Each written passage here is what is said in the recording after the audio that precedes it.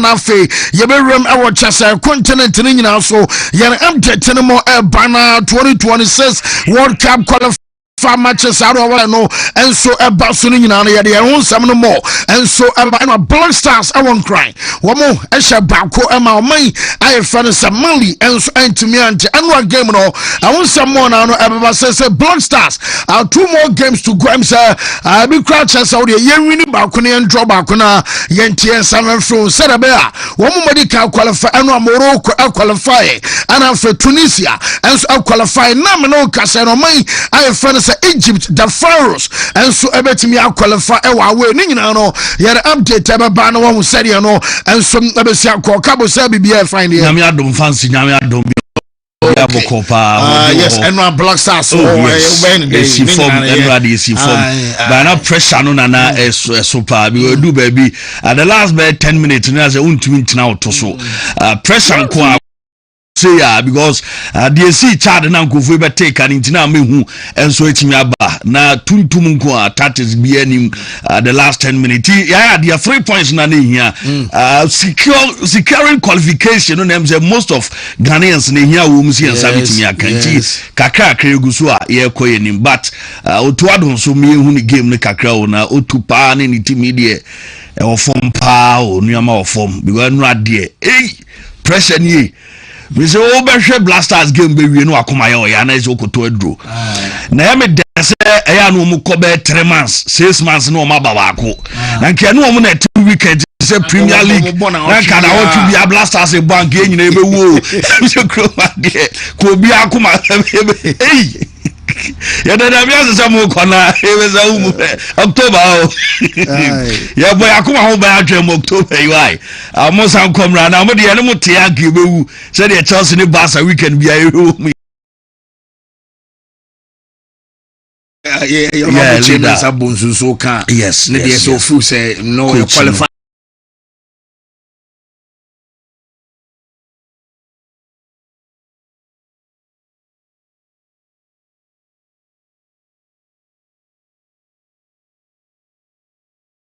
ABC game no but money and so be phone code no 2 stand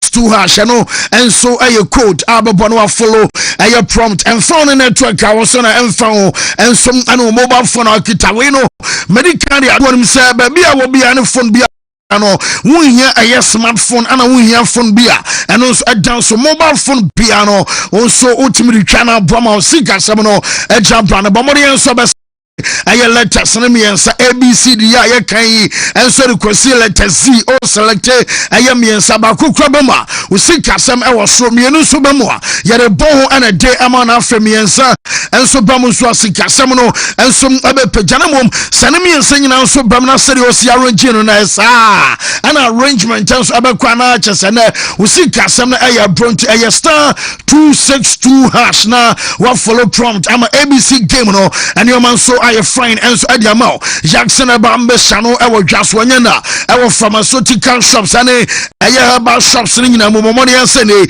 onso be pebie enso atimi atona nenom enya ya ana afenso no enya de se enyu no na de tare sa wonom Jackson be shani bia bwaw ama malaria na bane pedwan mu a wontumi nsori nko nyuma so anopa ansa ho dodo kakra sawobi atia guso ewie drawo yo okay adesan so asawo asa bani nyina na dro no Jackson Abambe Shano na be broma ne watu ene typhoid fever say na fe hona mra ni nyina no eno ensom ase atu kama ana se oye bema na be so modumbo awompam ensom aso ani kama wodro no Jackson natural capsules and one bema ye kamfo ediama oye bema ubobie no na wa mo ba no so no bi esansa nya mema nkwa na enum ema no nyina no anum oyo banso bro ema cheso libido sem ni nyina no enso kama fe no Jackson cold capsules enso ababuama kokko bi edunya say your honamani anaso mojam anasempo yade se wani so ani ade ni nyina no eno so abekọ amani pedua no enso afa no ntoba pa ade fra kama ba mo enso bepa bi ato enya na ewodwa so 0244 723541 na just on a Jackson and so enkaso Meno kasa watana senari etene say wodi for say yen kan twa so utie na ebi akabi ena emne wo ana sempo odian aye promise and follow to ade ensom our market yen ton na fufuoi ye to bia de na etwawaja wan kasa kware bi ato shop ne mo ensom our sunsun fam ne mom ani so de ofus wa bie amacha se da ho aye bagaya se bia spiritually wono ya shaw kawa our sunsun mo de no aye akwantom nsa na fe aye se nyoma nwie paye enso emawa odi for Samuel say yen kan cho say manhia ahemboboa no ho ana nsa so abeka no aye 0246 667117 na onu odi for Samuel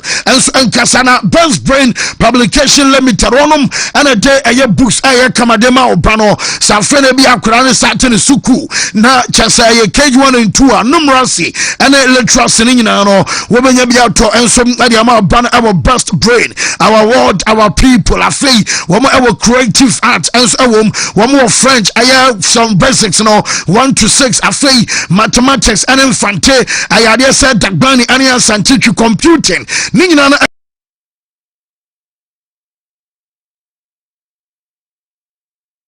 8 and 9, I am combining the idea. And some ajabanti creative art, religious and moral education, social studies, and also career technology, computer and English language. No, our Best Brain Publication. Our books written 5-star and as A1 over and some our Pancono Abed La Posada Hotel at Chuanama Pay 0507 200 Best Brain and some abajo so Jimit one and I say young can say well by professionals and jumano test and some and a go and a semi so bone braces obaso share so fanasa obaso share gold a root canal treatment and abaso yana sem pobra shutita won some jam afrusia seba wo gam ayemre amache so see and some afenfem oseno a hiane and asebi akakabi about dodom akodano and some complaints and dodom and ya final call Jimit dental clinic more eastern region Koforia waben central police station and Piamono or a Tachiman so a yadiasa Tachiman and an important overcall a magazine Kenten Corners on my pay and a Kumasia as I have a projection Quina will fast some connected call Bantama High Street on San Faso building a bank hour from a show and a Jimit hour or no and some Dini Jumedie a 0559139582 Jimit and so Abajoso. Yes, you're Remnafia to us where you call a high sense or Nafia Dinko. My sense for say, young country said, Jumedia Womudio as your home appliances and your tongue at the Mantishan so as air condition and our open television and the account and Ubena B and some high sense Nafia Pibin and Yama. I come at Tama, ye dear Jumano, our craft and Abel Bia, I just Yabuano, Yatata Soa, Chimota, and Asembia, more down supplement, as about general well-being and a boosty immune system a boy amani peduano so let me SCPC tension so amama says utie na no pay na ya de bi eso timi de to fame sembia malaria bi won fa ya de ni nyina no apomode no ayemre emo no ayemre sa no eba ne sa yare bia no etimi ebo immunity bi na fe enom na ho de foforo enso emra utie mi na fe yo ba wa fa ye funu akoda we funu mu o ma akoda no fa kra ni mfe apomode no ayemre emo no ayemre sa no eba ne sa yare bia no etimi ebo immunity bi na fe enom na ho de foforo enso emra utie mi na fe yo ba wa fa ye funu akoda we funu mu o ma akoda no fa kra ni mfe dumi enu a o ma ni de nye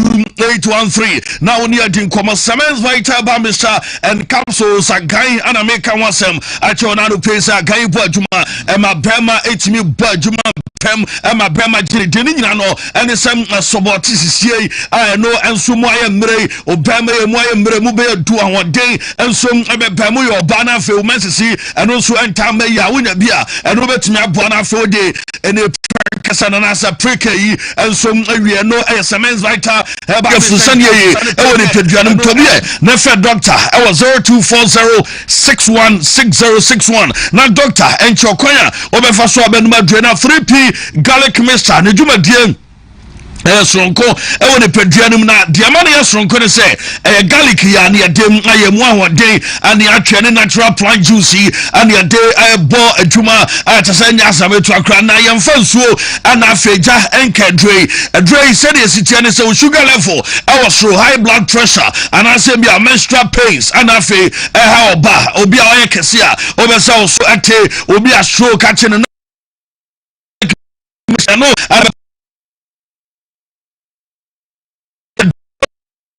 yentigana baby no biato ni dudu 0248928824 na nim 24 edin commercial no so as a glass bottle ni tini red and afi garlic asenso de enso down no obi antwa wabe ti na wahya no so de ama Romo Kojak and Yamon Komakaka, Yabetri Yanum Beta, Kojak, Shako toothpaste, and your damn letria say, near boye, I'm a sending you one day, Cassio me, I just see the beer here, and no answer to me, one day, abdominal, and no answer, one day, Bessimo.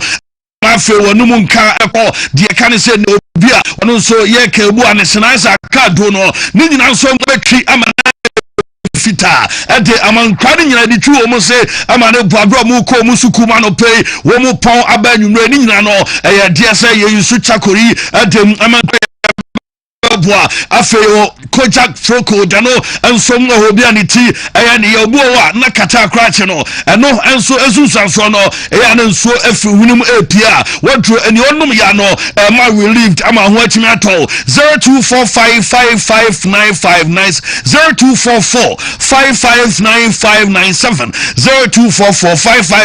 0244559597 na oni ya adin komo natural and company limited Roma Daruma Proslav capsule see enum and boy na bema the prostate ne can so mema yo ni nyina no standard o ti ase the prostate nya adwuma bema obe fine na fe watch me adwuma yo mpembo proslav ne bi na odunso sem asonte emfa ema true man capsule see boy weak erection premature ejaculation and I feel lack of sexual drive obi wa where bema oni atinka kra so obe bo adwuma e wo mpem bema esa wo tu sikagu sharon so se obe bo adwuma ye na Congo ointment no wona ni no eyansana guo ana wodwarewe na wonam ya ohene a wonya Kongo enobeboa 0249017101 nafe woni ya edin komi dimafo Dr. Time that's what them rebeto ya dia so edem ama Dr. Gini D ewo mai mu sensitive ama doctor ya fene se me dimafo Dr. Time that's so ya dia atu stroke so what the time atu waste space so what the time atu awo so amanfo wo fa wo mo ho efa wo mo benu na chese doctor no wonankopom ade ene ni swade no sonkro ade amano aso so no daye ekọ kwaye mu ajeso wo kire no nuguna ne ha obetime dia bo adwuma sani pa ade na sanu so me se wutie me ne na wo pa yarehwa wo akra obekọ pokua se mayera ana afekuma se to abuo kwa gogo aye school junction ho ana on second doctor 0244774282 na oni me dimafo adin koma Alaska ebe ma dem tight o dem be kama bema de usiso na fe o bobra de ba ko ediso ani so ene sa o dem ebe kama se be ya obi awrema ene onso ebe ti wanim esam o bema ene mai kra no de we mu ma mema competition o dem enya asametu akra na de wo ne se wo pepe sa de di udwuma ji udi kabeta de to form anafe ene ma ka ho nyina wo chese ene ma ye ka chese doso best spread ni pillowcases nyina ka ho no wo de bi aba abrochire no de afi aba mono ateso obi ansom enyusu da sene so ma me se dum kuma se ya adwuma ye pa ya be boss of building no akra circle tip tolling inside shippers be ataman K20 womo edi womo dwuma na 0554114878 na fe woni atin koma Lawson Beverages Limited Roma Daruma Lawson Delayman Beaters na wajoso bema me delay mpem me bo adwuma me gimi di amanuama ye kama me ma obantwimi ni de bia na ya suma o brown to indomie ma o fried rice unyi bi ma watua na watua yi na fe de match ma na sate na o ko 2 minutes no awianza waboka o esa o te o kana fe nuama ensom kama ye pa tete no Newcastle no muso watene nantemu srade na utumi se unua abadwuma ye pa enti obeso feeling pema just a dre wanya bi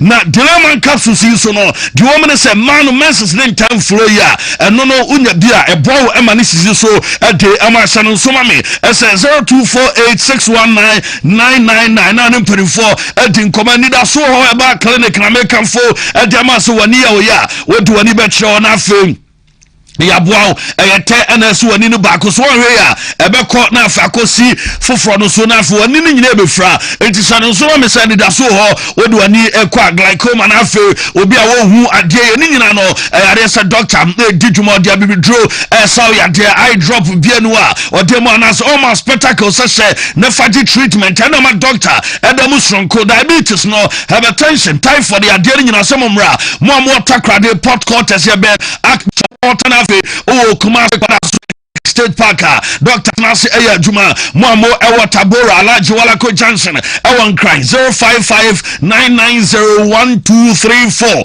na on a doctor Edi Nkomo na Solak for Adaruma a prostafeta na no asem na meke o prostate ne begina yi na fe bema watimi adwonso ama adi atimi afam kama wodwonso na meye na bi kama wanwe ya de rubber ebeto bemem eno ntina me kanfo prostate de ama ena no pe na onso atimi adi wodwuma solak mesha eno nso ebo adwuma ye pa no ebo ama meya masisa bi ensuo bi egu na mbia nka bi edi akire ni nyina ne befu ama ase o enso atimi achezema no panya na ba bema boss no ba so tede na fe o tede na ene se wo ko anim 0245616028 na fe woni atin koma currency no wase dro no eye nam yare asemo ye kan wo yo ba rush ze gugu enkomo utiti na ye kro ni nyina wonya bi na fe no ma betimi ayi ni nyina e de afi wo de ama 0 man capsules no eno so ye weak erection eno be yi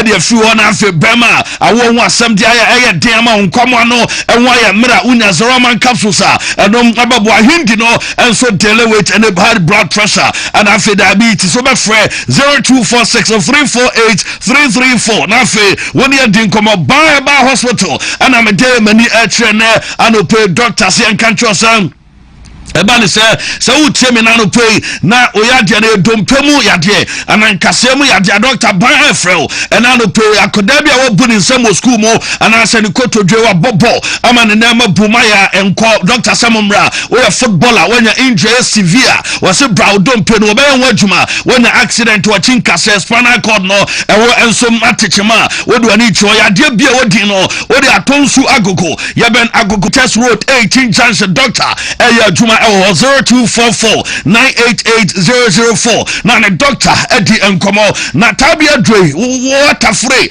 ene takum no abiemu de ewom anafe de nu brand kakra utimi so purely herbal na se biemu de esitia so wadi water se de wo edete ne sanso anafe mpama gudie no ha se o fili wo mpama sa na tiem na wo de na tekwa eno na wo de takum no revive na mana sai ababiem ama ni peduemu feeling pembema de asa wuyi sisimu pa asa wuyi mu yi pa goze uji usisimu a emze feeling na eba no eno no tese wo eno wo de ewo nso ayetakum nti masa masa daje kwa fancy easy montafi bi na munim na mo capsules no esisi ewo ya de na afi mesha malaria 0243686861 afi woni awie power specialist eba hospital ye call amanone na no pay ma me doctor akosu aduaya na daroma 40 liver hepatitis no wase bra fibroid ni nyina wotu ase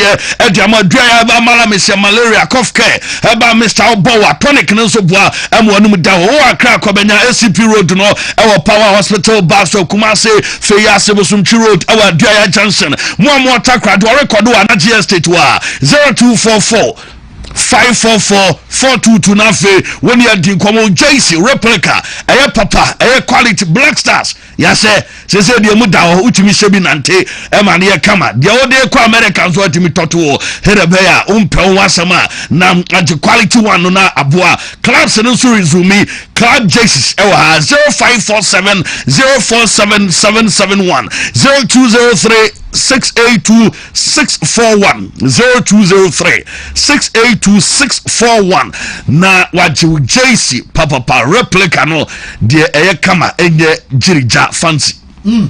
Well, now, your question of the day is where we know I proudly brought to you by Amazupi Helbal Messiah Bissau say, and what question Sibo, and so I'm on one Sibo, you know, I want to say, Yanka said this year Sibo, I don't know, rate question Sibo's debut performance out of 10. Anti minim seria couple si hu eno asibu enra fantastic story. See can discuss was so born on yes and the party yeah and almost airline up new team no and one am say ba won say tin come about 3 back say game bi am say you so bi an you call 3 back am am pa no so na 3 back ya jumanti Ghana for say Ghana for ratings at the Marquesi and an Pedro Madina say or money 8/10 and what day mano will give Brown Jr. say 9/10 and what day mano say a branch away kind of Michaelasian pa and no tono so a day amay ne anupe and nana kwami tewi say say nke anka say ya na okay twi no na odi aba batem say am comment more problem at say 7.5 and what day mano and anupe and it was some by Elias Sulema Sumaila say 8/10 and what dem mano anafe Vichus Asantes 8.4 because Pate Ebuano and one so ade kakra de ama ene anupe e so no so God the rate say 5/10 Chris Parker said 10/10 and what dem mano abe to say 9.9 and one and so de man Doris upon as I will give you 7.4 and one also a day ama ene anupe zibu diano no na Joseph Ofori 8 and one also a day mano and anupe na fe Emmanuel Junior says 7.10 a very solid player and one also actual a day aba and anupe ya de we nyina no Ghana for drink anupe wo na Edwin Kofi or say 9/10 he was solid and fantastic. I feel we say 10/10 so Ban James and a day yes a message by Neil Brown Jr. and so man 10/10 and away Thomas and Ponsase Woma Sibo 8/10 nice Sibo Brajuma pa and Kofi Kingsley say 6.5 McFish man 9.5 and Afri Clement Ozuguzantala and so man 9/10 Chesano yes Berman so Eden Geno and so the banner young core ABC game this way near said a draw no and so ABC and some anopenti ABC game no star 262 hash now for follow prompt na also odie meow die mana chese wono let an back crab ma wadi mienu banso wadi pa ana me san so ba mo na chese wadi pa ti ABC game no saying ana anopay letters no ABC agi ti enu nie first letter B, second L and third H BLH and no letters me say you buy to say what select any of these letters are now say what this car and so anopanti ABC game star 262 hash na chesawa follow prompt na fe wo sorry a check wa fana yen code no 25 also no couple aka format chese na no afori for hard pa about 24 25 also na run it na me 5 course na me running the quick ya brand call I was any a former majority agent community. BW1 010 CD 80 65 O's. BW1 010 D4 92 17 O's.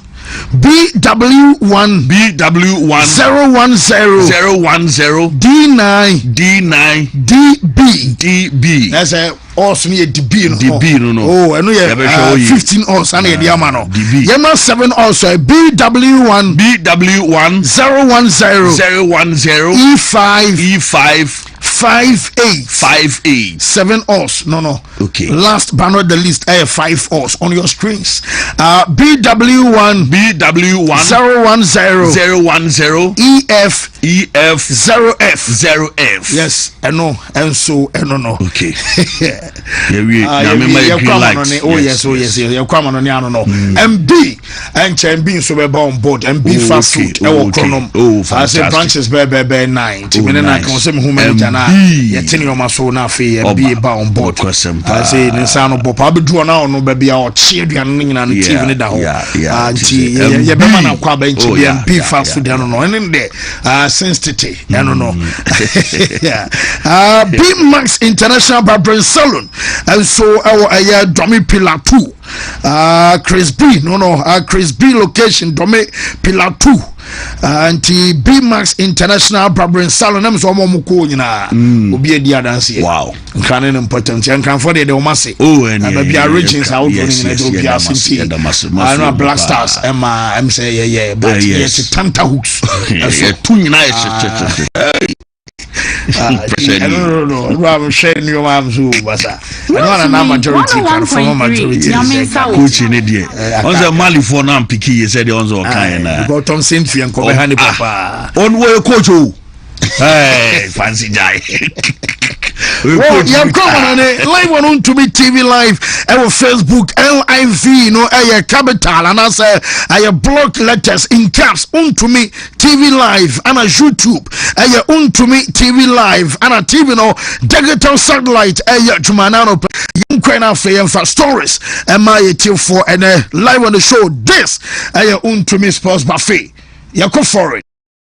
Angwangwa juma no you Yami wohoda Se uji didia Obeya juma Ensachre no you Yami wohoda Se uji didia Obeya juma Ye bompaye Shamachi shra Yehuwa ila henu Yehuwa ekat We ahata et Yehuwa Elohika bika Luvika, Uvika Naveshika, Uvika Miyodika, Tode Yasak. In English, in the name of Jesus. Amen. Amen.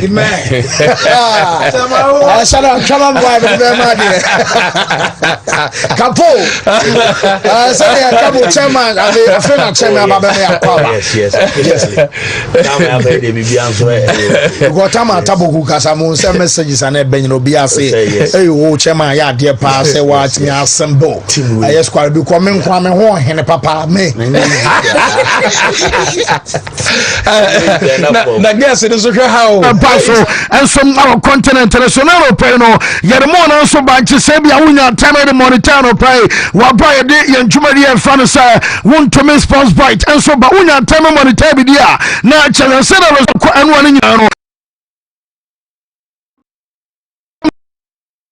for my I fan say you to for woman pray mediation financial team no and I just akwa mo fa so a woman some area qualified ko nyame ya duma World Cup I just no I next year e be so our Canada US of and for Mexico no ya the 17 adaba me some match kwa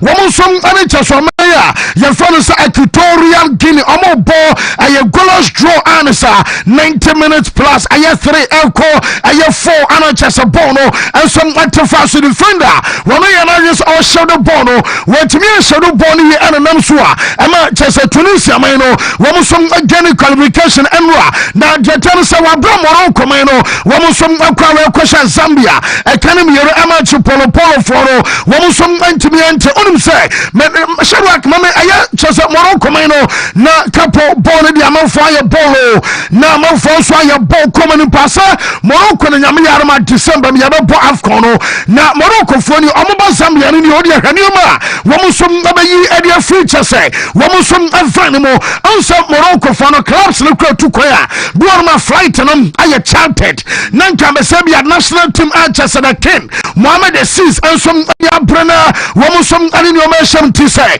wo no flight no ba wi a ye wo cargo Manchester no bayi wo nsuo o to buy wo nua no tuhwa aye chesa aye mtomo mpon fo no na chesa ani braba pa ntini na no wo na mo ba nya fe na ana ya mama kwabo na ya mama nsuo da bi wo da se fa nsuo wo mo bo mo di nsuo ba chesa potoyo anom wo se mo di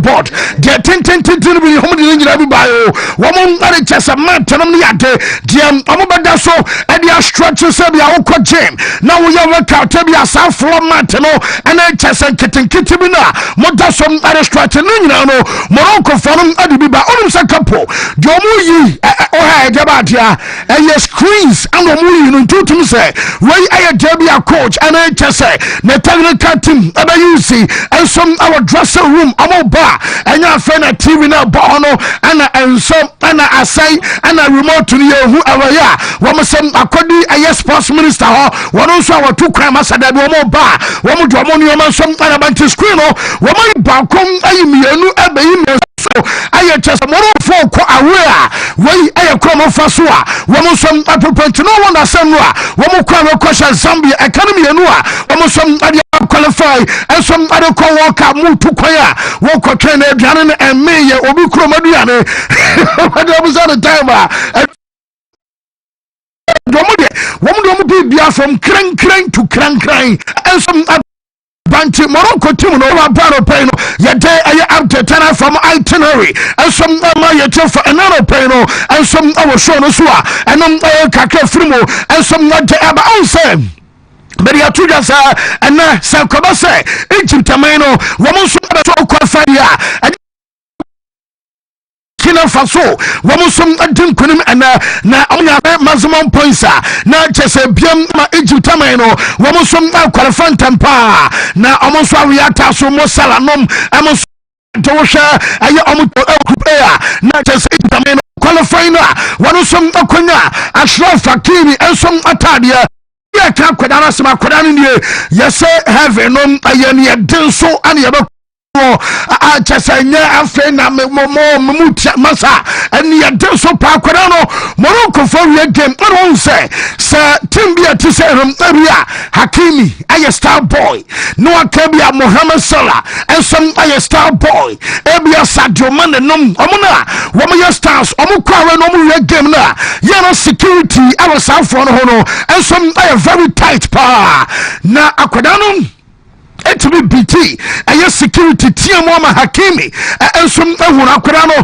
Metisa over just 10 years. Will be a friend and I just one year Fiano Makuma do or Zambia Kromwa na Yafano Luis Musonda 10-year-old boy and just for BT security and why you so bad Hakimi no years old and among Kimanoka because also Uncle Hakim's old woman Jano Akurano Bawa Bajase won't soon sir wonom anka obaba pe selfie keke ana atwa na unya phone away 10-year-old am so be ko ne papa bi phone wajem akoyam ye sisi a chesa kura no say wo pe selfie unum say Hakimi ade boy no ko Morocco am dressing room a chesa anya picture nko keke aside so ne akoda no esum atwa pictures every year wo say ma akoda no JC a wo de bobo enwa wo say the boot ade ka akoda no ho ana jamansa kan say sneakers yana chasa boys no amutasha no wasande no nyina so ama akotana ya fano sam aye Luis Musonda aba pone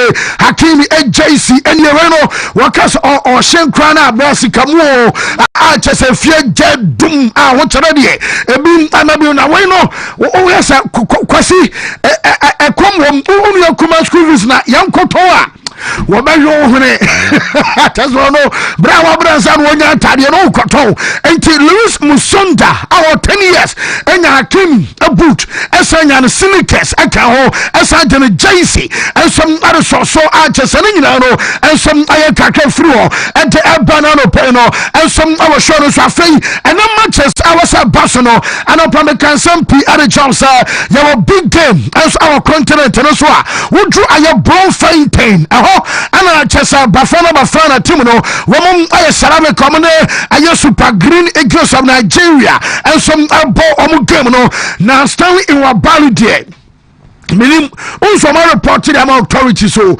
say akwara ne di ne pa e wo Ceramic akromo na mo se ai ana afcon o ka Cote d'Ivoire mo hia se o cheche penalties bi o ka say Nigeria she go and ye ba be game no Ceramic restore aye parity ema game no e ko extra and o cheche penalties and mo say so onim na wa man fana hwemu ankotom na we na Joseph Kwabia so ye bonu obesom ye bonu obeyidi ne omunim babi ne yire ene ne managers na buso ni nyina no wo som ade abufo babo mo so sasana Ceramic team no wo som ahye Nigeria ene ya na chese automatically wo som qualify ya ko aye World Cup na chese ugo Bruce ensom aye adwuma bentomo de wo fu sa akoda wei ene be ha dwo no aye Stanley Ewabalia ne modum ewo post ni mo ensom awosoro na preach na de nukwanyame ni enya anopai ye kan wasam etro ma game na kasa so ai mama Ceramic coach na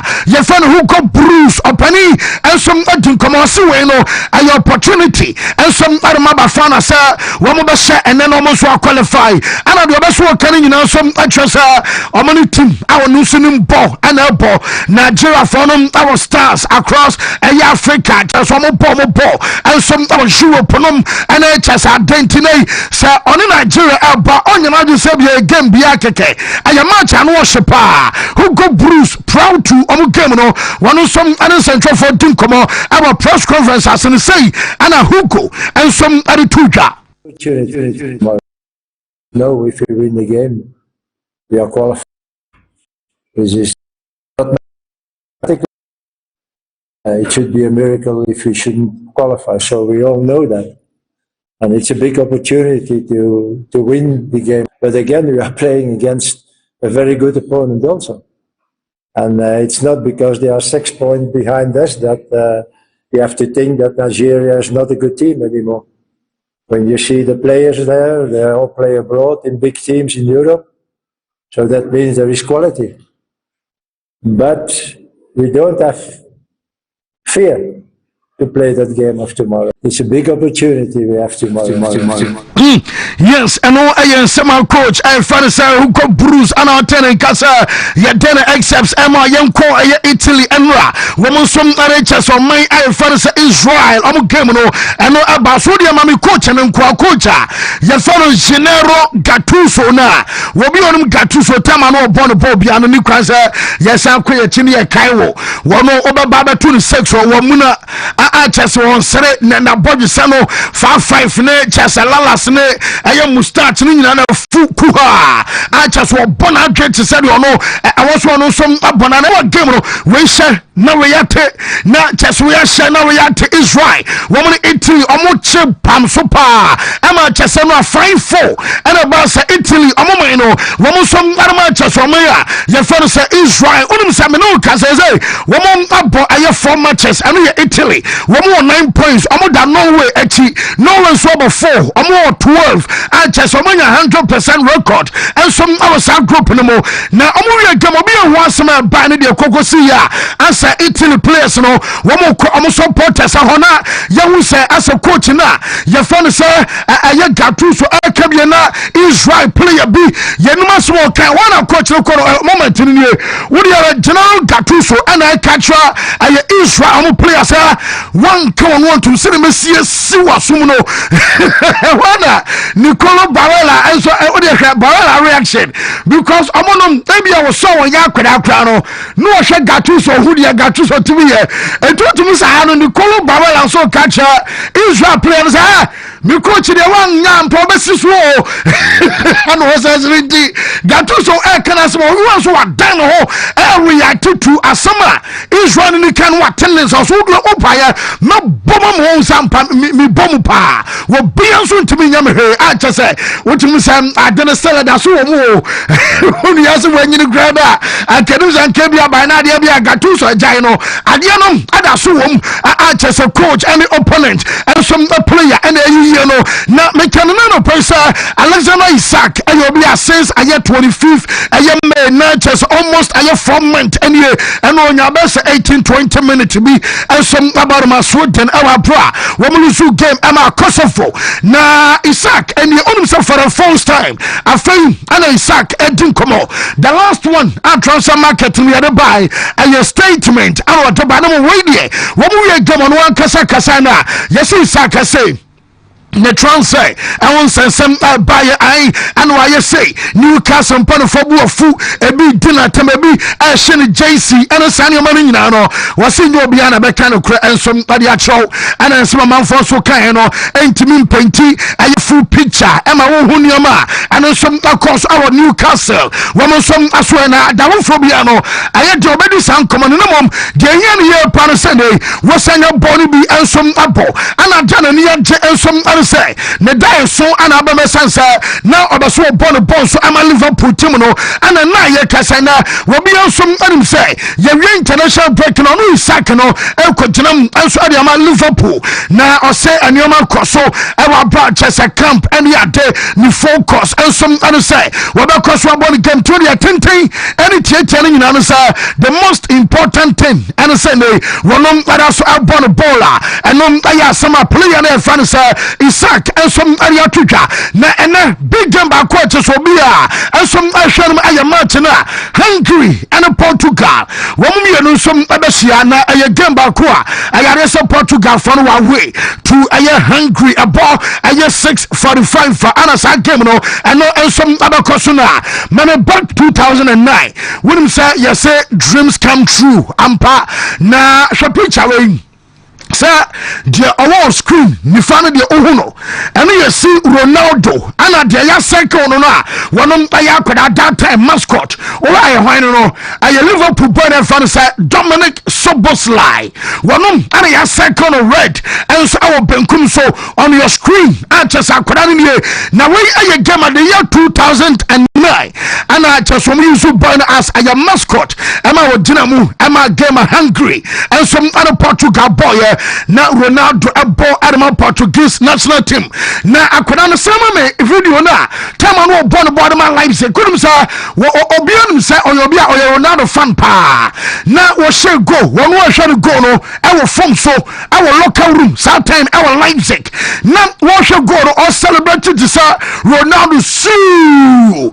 chesena ni atia brosona olobia ya da Ronaldo pentina na die some abam Hungry owai ebe captain ayo mino and ya ball and ya share Portugal wa bra player fan say Ronaldo and some other captain and to the players ni me ebesiana one in the idol and some other ebesiano and ti omo bi sa Soboslai say adan wa hwe no mo bi atwam no ana says ebam no so on one kasa kranum wa body atia great players e penimum omo game and French Ronaldo ada na wo so an wanyinu bani nyina no na chese Ronaldo and idol ebium and some other finally that is one bam and obabo ball and some other Ronaldo chese on who dia wonya and it's a match no kwana wie ya na wote Serbia Dominic Soboslai wie ya one Ronaldo aswapi JC and Serbia wa Ronaldo and so center and manom enyo wa bro mo pre-match and some alcosona press conference alcosono captain and a betenamo and some other more minor yintie some player you find Dominic Soboslai and two jaba bra about say ODC Ronaldo and won come kakra bi no yintie no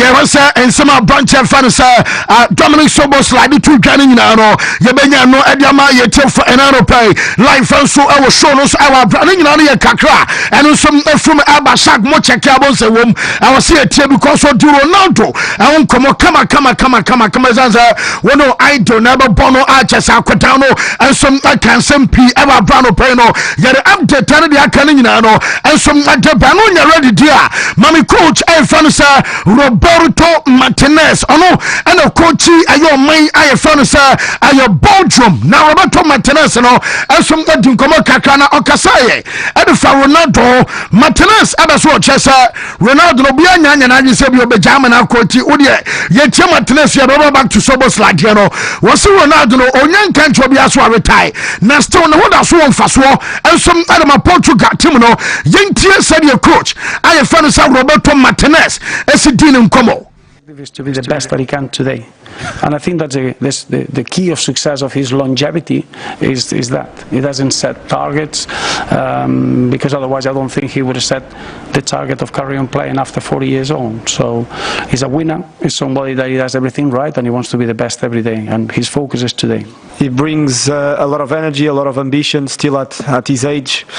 After Bernardo Silva someone who can be so many channels some Adiana woman you know be our dance Bernardo Silva say one more Ronaldo Adiabo gamer and Basso and then numerous Bobby on your camp piano Yana Chesoma Nyoma SC woman Yoma Aya Kamantina woman that so Ronaldo Adasua Wally did the Portuguese national team Yentia Bernardo Silva still at his age, after everything he won, he still wants more. Obviously he never won the World Cup, and having that ahead of him, I can imagine that would be the perfect end of his career, because one day he will have to finish.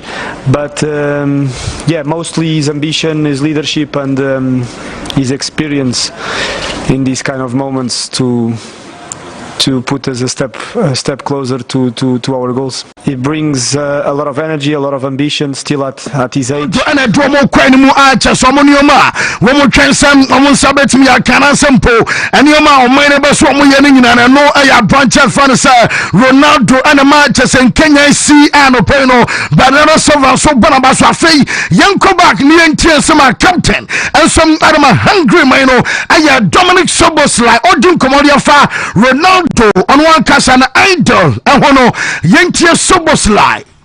They have a very good squad with a very good players and also a very good coach. So I think next to Spain they're the best nation in Europe. But yeah, probably we will just take care, enjoy playing at home against such a players is not everyday stuff for a couple of the players in our national team. So I hope they will enjoy it as well. Tényleg az játszottam játékosok ellen, de erre még soha nem játszottam, és gyerekkorom óta jó a példaképem, úgyhogy végre. Union so airport kakra achasano peno yedene update ninyo so amaye tefowo aye show so ana France amaino woman some Iceland and abana Iceland again woman some France abana join report aminya sa many jano did the show and I just aye 4231 and asa aye 442 oh man no mum metesa 4231 no many jano ba ma aye juma na Mbappe and aba strike Bradley Bacola on the right, Marcus Thuram on the left, Michael Olise ebetina Mbappe echi na onim say omo last game omo boy who go ekitike every bench abamo ebenya bi boy no deminya say against aya chasoman aya fan say Ukraine na mo awosoro na yese mo na class na adan na ekitike bo ball ti say na against Ukraine wo bia hui so say Marcus Thuram no hwie anamu I was so tense krama aya ugwa tikike abo na ekitike our left so no and some other prophet aya national team of ayele blue dan say bia kwadana fan say Marcus Thuram and some other boning no aya kakra free aya France amaso ya and some other banana peno and some our shows of faith yako aya Turkey mama fan no bonti omo promo coach na ye fani Jose Elsa ye de abatu jasa fana batch man no ana se team no wo mo so pe eye coach ana metesa Domenico Tedesco wono aye former coach ama Belgium ono ana Dominion nano perisa wo mo yane na wie Domenico Tedesco ayo bi adwuma no wono so akwa ya no sa in fact uru Turkey mo na akwa gidie paso pani no wono ma wie ama chesenche bi announcement any ade ensom ebetumi aba wo kaisa Luis Suarez awa Inter Miami na Inter Miami bo League Cup final ama chesa omantimi anje eno ana wo kaisa mantero no patututu yere batu jasa Suarez akote entasuo ade agu wo pani ba akoso a chesa otumi say oye old enough so no betumi Suarez abapa papa na mowa wanka hwemi akasa so twede ebi abakodi ama player ye fan say Luis Suarez akoba say 3 days enie ana amne batu jasa Omama Suarez aye 6 game ban na 6 game ban ana player no wo mo se anso ha omo sa na miensam ade atato into from 6 matches ban no wo mo adwumadi abas moment enie ani yakọ archives no mo esum eyi ade cho ahwa baba panimu pa na bodwe nyina fu dwene na Suarez tinta so de agu wo no som aso o chane se oba daminie wo opaye fa money opani na mfi no call no was pete esum ade agu no so entina from 6 game ban no wo drew 9 matches ban eno aye de free player ye fa no Suarez aso ye esum ade ban no pe no e wo show no so afei wo mo power aye Caesars Peliquota esum awon tomana ansa me be ka se Sevilla for no I started spray and so no and some gunios our branding in any anima and some across and pay Okobe Boa woman training session about Sona the Mingansa Nico Williams I'm about to just so pry I was Spain on camp already kind area to just say the next best Williams are training inside a club no one facilities want to me any team no and come and training American report and I just say what about them at the FIFA but still no report amenya say FIFA say wontumi granted a wish emane nkoso mo ema be bawe san so mo hwema document exchange and counter signatures and us no buy and then so we can say last season obianum say Ballon d'Or Vinicius budget you we say on that fateful day area and a Barca Real Madrid a president and Quarano more beyond for a flight and car water no nanan comedy can chatter Emma Omoya some boycotting in answer will be your most to say I want to know woman Kakoma a Rodri no woman from Vinicius Amampa Rodri AJ on the France football magazine Ayaka Ebesine woman try some amounts of France football Ecopa Real Madrid for I don't think Concorda na Dominion sasa onse enchebia yebasamba be foforo na womo try say anka omo aduma chesa Real Madrid omo reps enso aba aye dwumadi na say yeso omo san soma delegation ama enchebia womo san ba Spain esa wodi aya chopa enya fe na mokwa akochirem enya kasa tintin bia so ade na si ye na bia wa ntwaye ni ade na fan kosi hi woyo waya na yade say womo mo ba so ma be patch omo sore so omo kwa womo tiko aye dudu na omo konso a feedback ache so mo demand organizers no am say enya positive esa sanke bia mo ba oh you know man ka mo ni ma serious o ma dia tum ni ade no ya say enya feedback ache say womo so ade kwan enya positive enti yenim say bia feedie no Real Madrid ebe show up and I say Real Madrid ebe boycott enom aye say Ballon d'Or ade no enom so Manchester City ya the update and the aka ni nyina no enso ade eba wo kan say nanu ya ches emsa no akwana mebeka say Lamine Yamal and Arda Güler omumye no so wo mo de cancel kakra because Arda no ches bema coach ni mo your body na outrage na sanyo me cross no nyina no pa aye sports bite ya the update by no wonim says no no saba na owura ba ko bi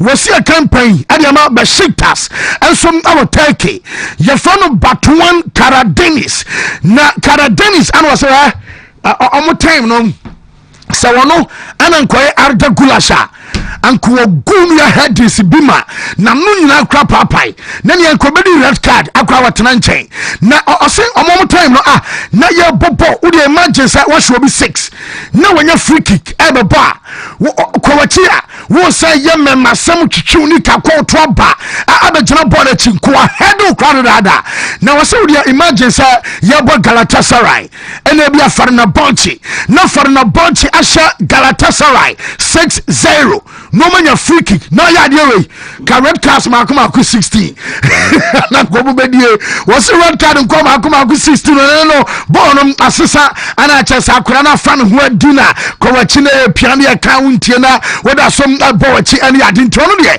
no bo so kan nyina no say anyo omo time a ka de besi kura nya sia wie eno ayesema kara Dennis ana wono som are tuka na adwumaden ekoso awon Joan Cruyff Stadium esansa media betu gas ene confirmation ebeba se eho ana Barcelona ana Valencia wo mo ebebo adwuma no mo yere nyina no ayeva ana ameso mo install won se adeba ko hia ye pa requirement ba ko ne se bounce betimi abosa adem ewa hadia ana also mo install aye cameras for video assistant referee enti and one adwuma no mo yere te ba sa ye bedru weekend I was a match eba so de na chese Barcelona and Valencia eba koso ewo eya owura ye fa say Joan Cruyff the stadium on sa game no and also betimi akoso ewa brano pay no ye update eba Casado Ancheji agency and Jorge Mendes the Portuguese and on so aba represent akwadana ye fa Mark Casado ntine Jorge Mendes udru Barcelona wokitan kwadama akuma enum na the term Lamine Yamal, Alejandro Balde, Ansu Fati, Marc Casado, Ana Gil Fernandez, Omunano, and Abaya under the umbrella of Ruana, Yafanasa Jorge Mendes, Lewandowski, no, wouldn't so well Fanasa Deco, Nasa Basa Fana started planning life after Lewandowski. Wamasha Siam Adinium Egua Cromo, Bonsa Empese, Yebe Drew Ebia Sama, Oba Lewandowski ko, Ebasana ko Binchesa open striker, Oba Brapantina, Shall plan said a bear life after Lewandowski, no, and some very simple. I don't pay. Make a show say, Nuno Espirito Santo, Almajano Quino, woman Marco Silva of Fulham, Jose Mourinho, former coach, Adama Fenerbahce, I was so cruise Salakoglu Stadium, and I feel Ange Postecoglou, woman Parifonomy and say Kasana, and then Geminian Postecoglou, woman, and yes, say what in fact, was say Obaya Joan Oma agree until 2028. Now it's a 3-year contract and a coach now. What is Spurs agent Europa?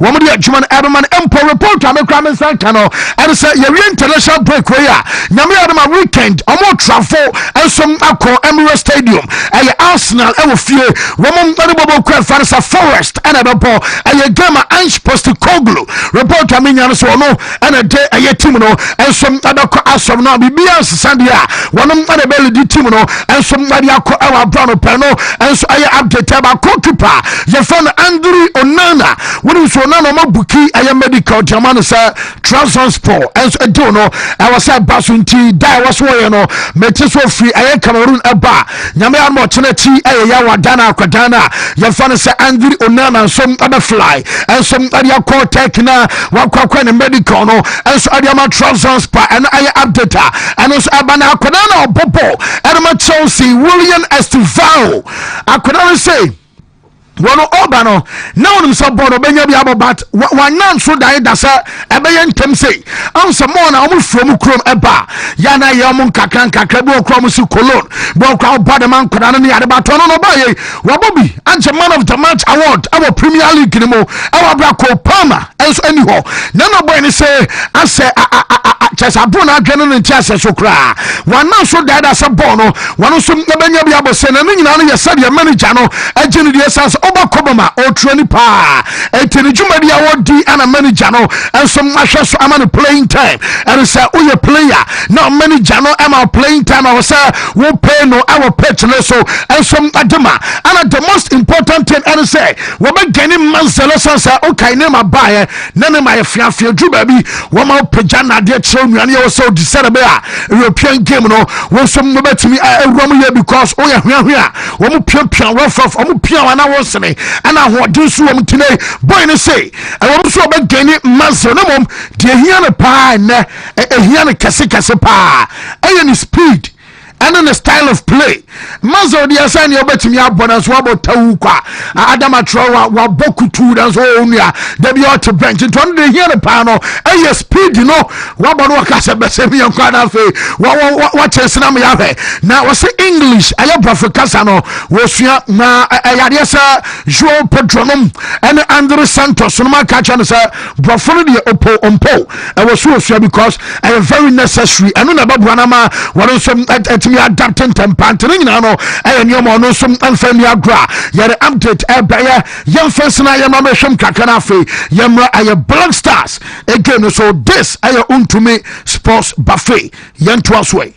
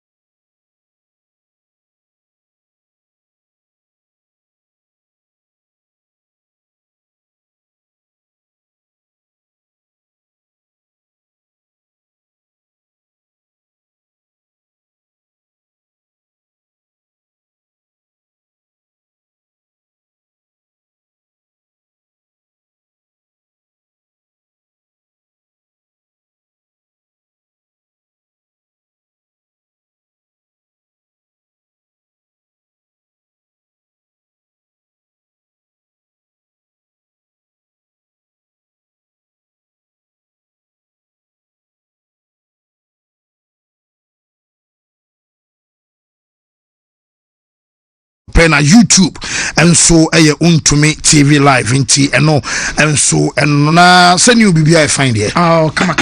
The mic yeah, nyame adom. Then say power 4 and so meza bibia you okay. Oh, boko ya na so okay. Obadi adom. Bibia fine. Kakra you bishi yo. Oh yes, so be na day. Oh kwande ya I say she. Oh nkwana wa. Wontumi. Yeah, then nyame ase. That's right. Ya ba no me aye dey. Oh yande yawa. Yes, of course. And then Black Stars Day. And I'm a boy. And it's a Black Stars Day. Okay. Because of the important results are national team no etimi enyae. After a spell of disappointment bia a course so far away in Jamina, Black Stars echo ball 1-1 draw against Chad. And then more and come be Braminu Bedi.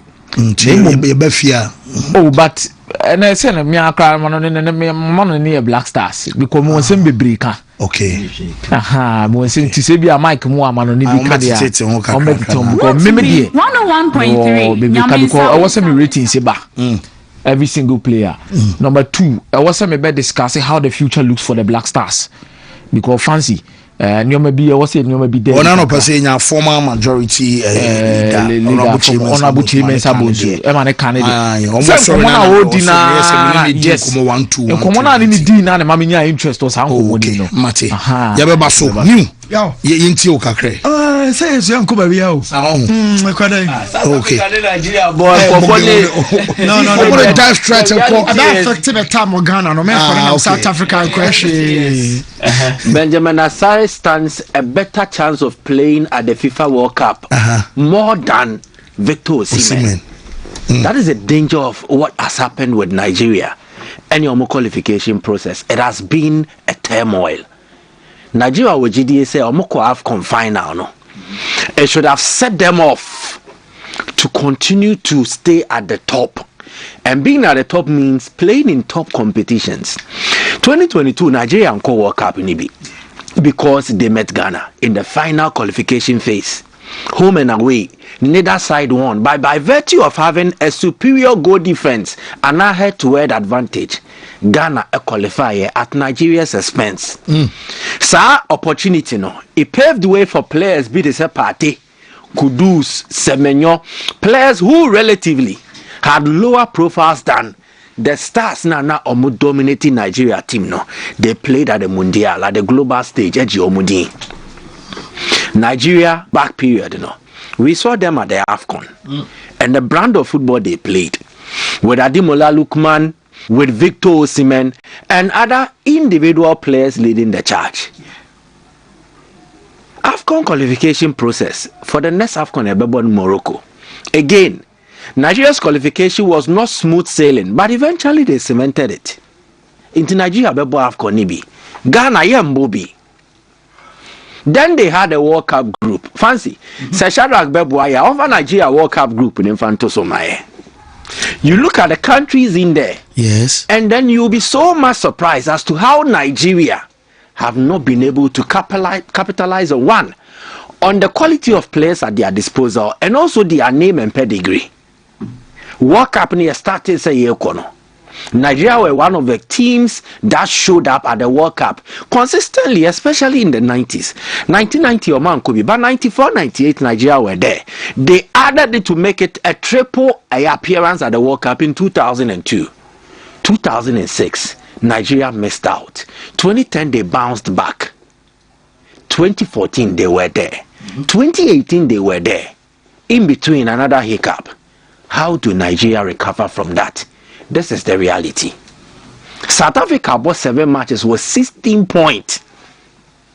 The revolution and the reset under Hugo Bruce, it has taken off and well enough. Now, the Belgian tactician or the Cameroon J, the AFCON in 2017, he has come to know the South African players, and now he does not just have a good team, he has a healthy squad and a competitive one.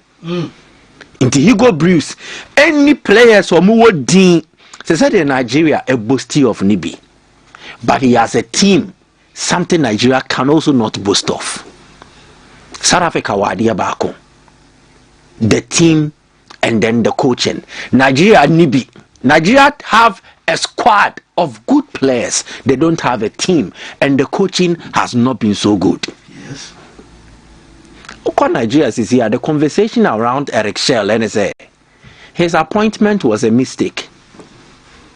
Exactly, and that has been the back and forth with Nigeria. Whenever they have been in distress, Omo issue the stress call they come Austin Eguavon. Brabeje Oba, he salvages the situation. So ship ne senkia or my ship no etimi stay afloat. The moment there is stability, the moment Anyoma be calm down, Nigeria see that they need more than Austin Eguavon, then they go and make a coaching appointment. After Gernot Raw, Nigeria have never had any coach who has done them a solid job. Jose Pesera no the mobile the technical team, check again. It was about the players wanting to prove a point. And I don't know what GD say. If Nigeria then had a competent coach, maybe they would have won the AFCON. So Nigeria problem here. A group of lions being led by a sheep. The sheep does not know the lions. The lions do not understand the sheep. Problem no. Coach at Nigeria Fabiano. And your coach it has said no or the person of the Nigeria until Mase and our players don't understand him and don't want to work for him. If this issue is addressed, Nigeria have one of the very good teams on the continent. On any day, they can stand up to the occasion and deliver. Enough of the stories of what has happened in the past.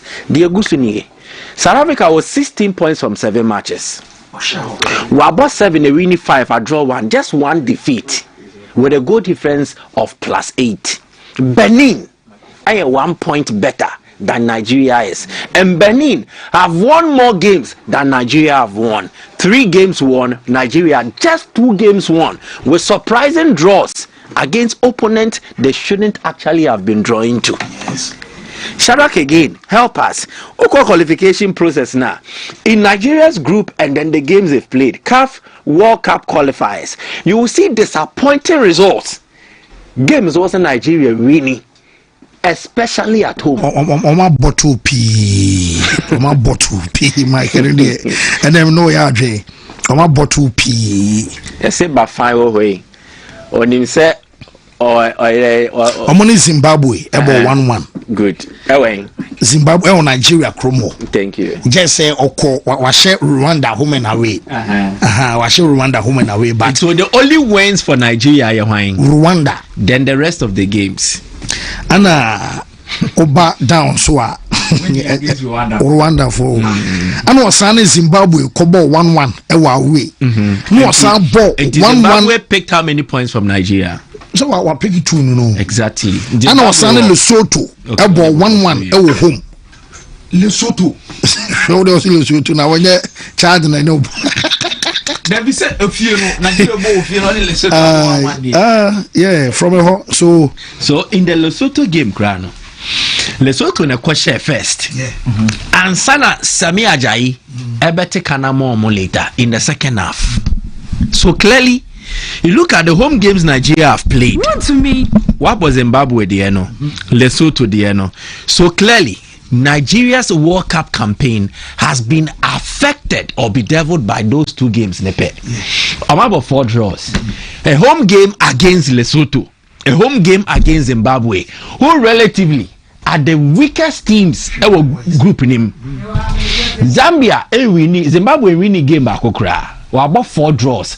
Of the 4 draws, nemu 2 against one of the group favorites to qualify in Nigeria. Lesotho and so about draw saying 3 on Nigeria ekonya a crucial draw away. Or say that is where the problem is. And I am shockingly matches now okay with me baby. Almost opponents now become buffets go Nigeria best struggle. Exactly. And so then again their game against South Africa so Uyo. Yeah, Uyo. Gospel like Pabio. And also 1-1. So 3 games at home, no win. The only difference was that win against Rwanda. Nancy Chidi Omushe 1-0 no. And then the only win at home for Nigeria in the qualification process. So Rwanda the Omusali. In the end, no, they have their destiny in their hands. But even if they win, the job is not well secured for them. Because South Africa leading by 6 points. And they all have how many matches to go? 3, including end the game on Mebo. If Nigeria beats South Africa and poor, they are 3 points apart. And South Africa will have 2 more games to play. Shadrach and the Ejumani anyone help us with the remaining games for South Africa. Okay. Measure the remaining games for Nigeria. Then on the evidence of how they fared so far in the qualification process, South Africa after Nigeria beat Zimbabwe away. There is a likelihood game where you bet me about South Africa. On Rwanda and Super Bowl. Yeah. So Zimbabwe be host South Africa. Yeah, away. Zimbabwe Chrome. Zimbabwe ya momo bobo omufie I know so near 7. So game ni yebet me about was South Africa. And she said they will run for the ball South Africa. Thank you. Yeah. And then no one hosty Rwanda. Which is also one of the weakest teams. And one just 3 points. Exactly. Then Nigeria bebo Benin na ofie. Tough game. Oh yeah. And in the last game, and Sana were away to Lesotho. Game number 1 was South Africa. So they have put themselves in a very tricky situation. Of good players, Tolu Aroko Dari, where even if Victor Osimhen is not playing, Nigeria have a flurry of good attackers who can excel on any given day. But the biggest issue has been about the coaching. And today, South Africa has the better team because they have the right balance between coaching and players. Hugo Bruce is a shrewd tactician. Even with a team that is relatively less talented as compared to the Nigerians, as a unit, they serve their purpose well and better than the Nigerians will do. So it's a make or break game for Nigeria on South African soil. but I have little hope. My say now Eugene Cowboy say Nigeria will get a second place and play the playoff. Yeah. As to whether they will qualify is just a matter of time. Again, in the playoffs, it is interesting to note teams are almost ewo. Yeah. So Senegal potentially can be in the playoffs. Cameroon potentially can be in the playoffs, depending on Cape Verde. Any Cameroon game on the ball and who gets to win or top that group. There is Gabon also in the playoffs. Madagascar, Mali, Omo Makabeti Mira playoffs in him. So if you look through the playoffs now, if you are struggling to beat Zimbabwe at home, Lesotho at home, South Africa at home, then the say playoffs now bono obetimi aye BB. You get a point. So a lot will need to improve. But there is not enough time for the Super Green Eagles of Nigeria, and they are in danger of missing out on another World Cup.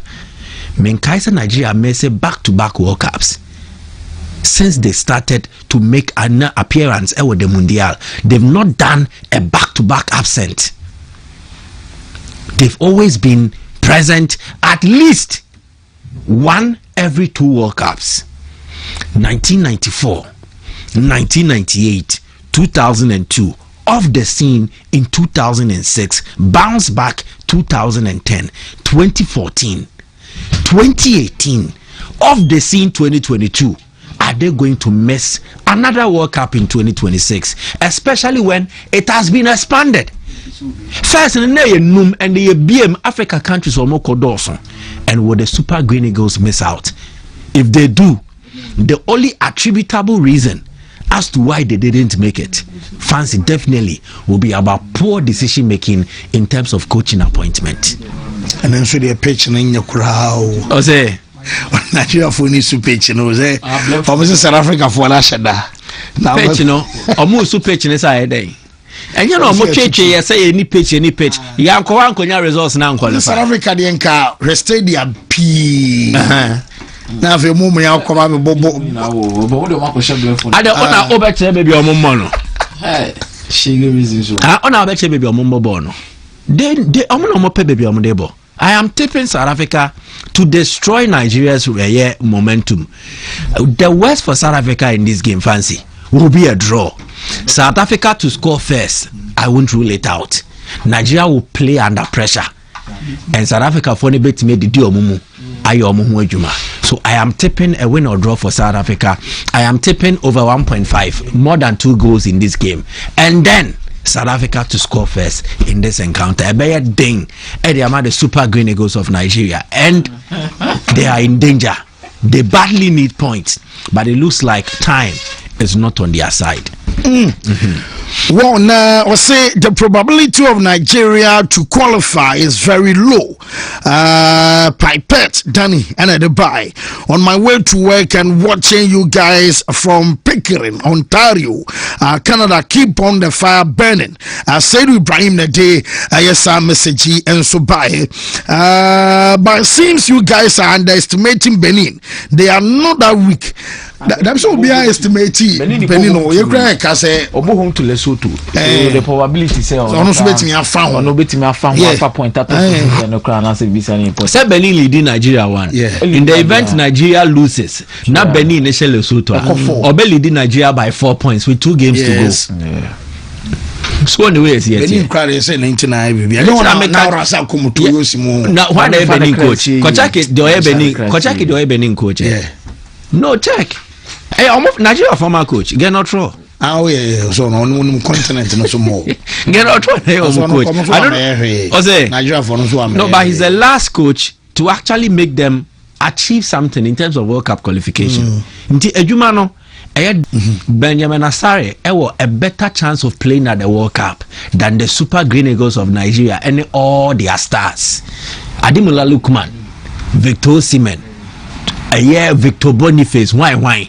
Benjamin Asare way. The chances of playing at the World Cup was so at the scene. And if they lose, we'll be here to remind them. Nigeria for almost say where you playing because they will say against Lesotho almost saying idea. Sir, we have never trusted them. That's what now for so Dinakoro. Oh, Ivory Coast, they are not. You see, no, they are playing Gabon. Wait. Yeah, I know, but you see, the Ivorian situation is not as dire as Nigeria. You know, the other tough one, DR Congo, and Senegal. Hey, that one's another. And the games, you know, they are deciders. You see, Sudan has eventually papered out of the race. That disappointing draw to South Sudan. No, the South Sudan you have the advantage. You are taking lead. Last minute, you are conceding. If they had won the South Sudan game, then Sudan would have been in the fray now. Now the best for Sudan, and they say Omobenya second place. Now the race for the top position to outrightly qualify, a race between two countries. Sebastian deserves DRC and Senegal. Senegal did not start well, but they will want to finish well and also show up at the World Cup again. 2022 or mobile. 2018 they were there. They will want to make it a three-peat in terms of appearances. DRC, the last time they went, okay, 1970. They are the first African side to suffer a humiliating defeat in the World Cup, and they want to bounce back. And the team they have, is a DRC keke, but check they have one of the best teams. Thank you very much. DRC. Hey, necessary squad or more. No more in India. Pickle. They have a solid squad. Fancy a more solid squad. And Saturday I was discussing. Said this is the first time. DRC team they are competing at the top level. And you attributed to TP Mazembe. Yeah. Because even in the 74 no crown and Englebert players do na body ma DRC. By now no your master most of their guys in the Saint-Etienne foreign board. Okay, so they say I want Bisaka more free West Ham more naturalize this. Omo goalkeeper no. Dimitri Berthaud. Berthaud keeps the post in the French league for Montpellier. Aaron Wan-Bissaka and baby Obodada. I don't even need to go on it. Then Chancellor Mbemba. Our boy Marseille and still he's in the French league. He signed for Lille. Then Batumbisa, Saint-Etienne. Then Kayembe is with Watford or so. I stand to be corrected. Though they be our Belgium. Yeah, Joris Kayembe was Genk in Belgium. Then I'm coming. Let me just put this together. Mbuku.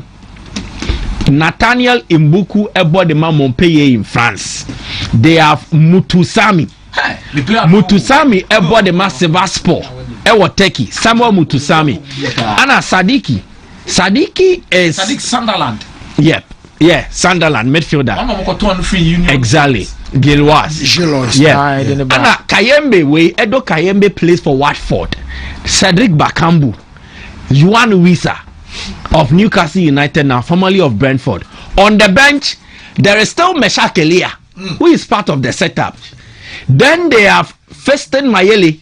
Mayele bought the map pyramid. Is a CAF Champions League winner. And Thierry Bongonda is also part of their side. So Omo, a very good Piquel is there. Mutusami aboard the double pivot to AFCON. Ivory Coast. But then Piquel on our bench. Ama Sadiki no started. And then they are working with Sebastien Desabre, who has extensive knowledge about the side. And culture-wise and language-wise, there is no barrier. He's a French. DRC main language is French. Yeah. Culture, he understands the setup because he's not new to the African terrain. If you are looking for a game that will actually upset the odds against Senegal anyway. First game, no 1-1. Yes. Senegal ni omo ball 1-1 was Senegal fee. So today, it is also a make or break fixture for them. Omo ball with all their hearts out. So Ghana at the end we were lucky to enjoy the group we are in. Trust me, Yakoto group we mubia. I think we would have been second. Brutal. Yes, no crime make a chill. If we were against DRC, we wouldn't stand a chance. If we had to face Senegal, we wouldn't stand a chance. Even South Africa now, Nigeria, it would have been difficult for us because consistently these countries have showed up for the past 3 years. We have had issues with our rebuild, and then why we want to reset and come up again. But they have maintained consistency. Hugo Bruce on South Africa, and Hugo Bruce in South Africa by her. almost a VM NT qualify. Was it not qualified for 2022 World Cup? He's still there. Consistency in terms of coaching. Squad or DIA Jumano, he's maintained the base. And I'm catch us this year. We're betting this team now say into our first 11 was second 11. Again, DRC. Sebastian Desailly, check our performance at the last AFCON. Consistency, we're maintaining the core group and we're improving with additions. Sadiq is not even 23 years yet. Noah Sadiq no Bonfia Kumya Bondin. He's not even 23 years yet. But he shows up. He's playing for the national team proper. And then you can add Senegal Money. So we were lucky to have this group. Okay. And let's make the most out of it. But my African game no so yet there. And it shows why it shows why teams countries now want to play at the top level. World Cup does a lot for every country that qualifies. Sikasemu, pedigree, and even for the players. But you know what Sadiq na me bo DLC. Me bo Sunderland. Although I play in the Premier League, playing at the World Cup, a bit me enhance me profile. No, there is a likelihood Sunderland will be relegated. So more call relegation at that he will be referenced. Oh, he has more appearances. Will show up at the World Cup. Other clubs will be having an eye on him. If you're a player, you don't play at the top level. It affects you also. Whoa, Osei Kwame Jeche essay. Asaribodu is right. Ghana had one of the easiest group. Watching from half Asin Ghana Immigration Service border post. Osei Kwame Jeche and a day message on a buyer.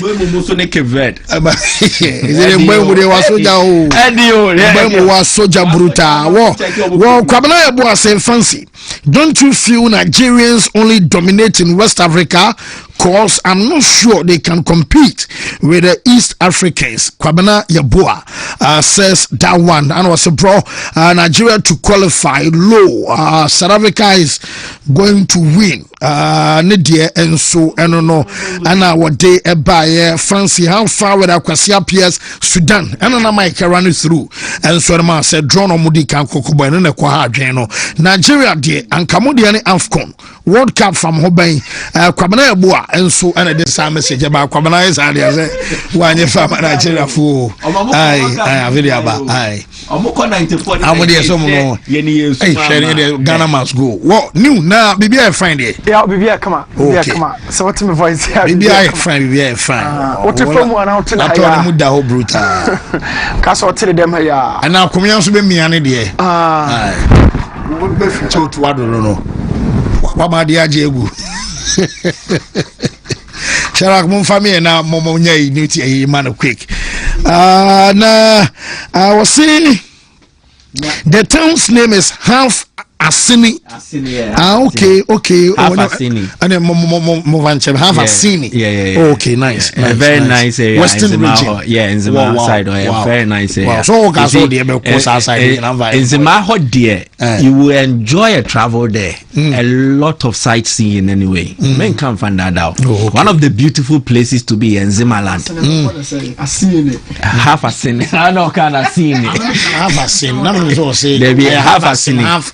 We David. Have a scene. Yeah, I know how I must pronounce it.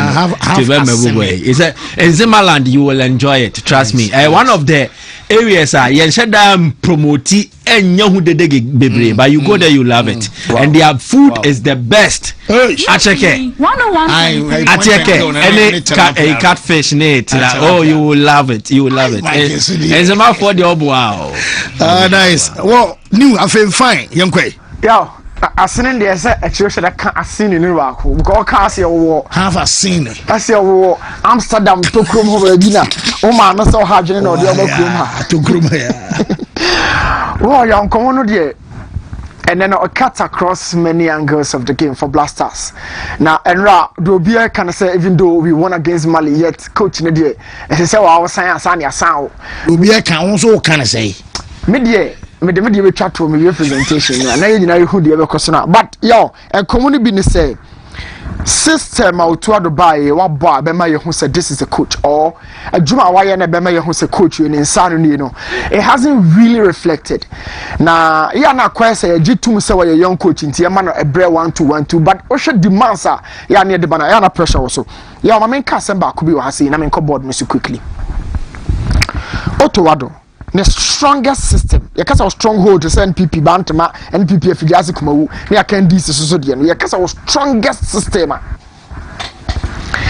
Otowado, and you know, a dominant system, especially about playing partner. Just a quite CBS can be a fee or cast me. Your kind of call reaching or the query area, but your kind of dear or coquatin tia.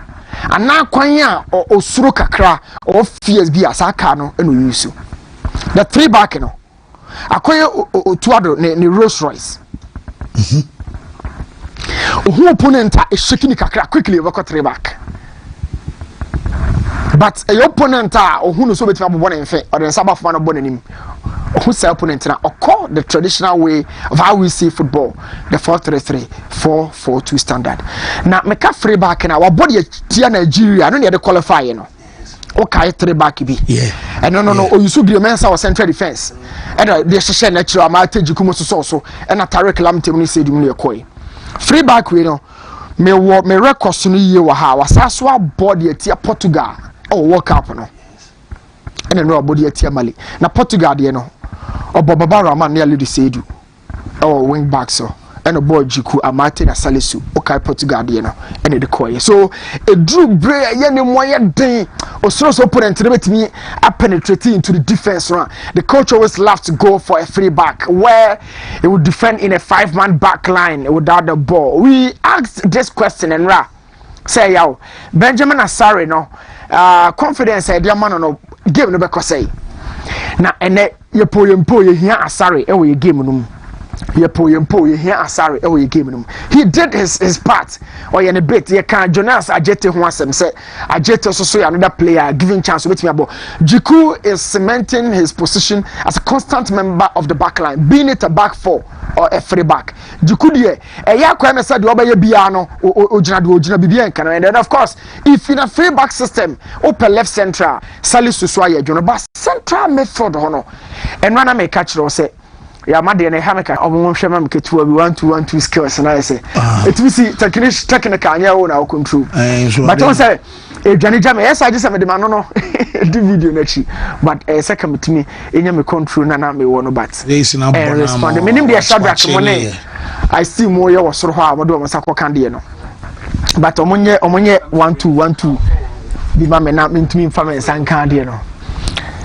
Oh, say, yo, the uncommon queen say we've always been asking, say, every team who here a quality player, team, every side. Now, quality player, no, they come in big quality in terms of the confidence, quality in terms of experience, quality in terms of even potential. Now, yo, or Modebano. Now, your catch now say Benjamin Asare will be one of the key players for Black Star. Thomas Partey, your Bobo players are a key at the Ghana national team. If indeed you say you BB and we all saw it. Thomas Partey a bad game. No, I mean tenacity, confidence on a bond, a partnership with Kwasi Zibwa. Na yina no kind of wasem. So Kwasi Obaba now more Kwasi Semebo. Ya okay line up where we na me predict and I say when your boy yeah. Edit chat 2 central, 2 out wide in Semenyo in Akidebo 2 top. Na we there a 4-2-2-2-2.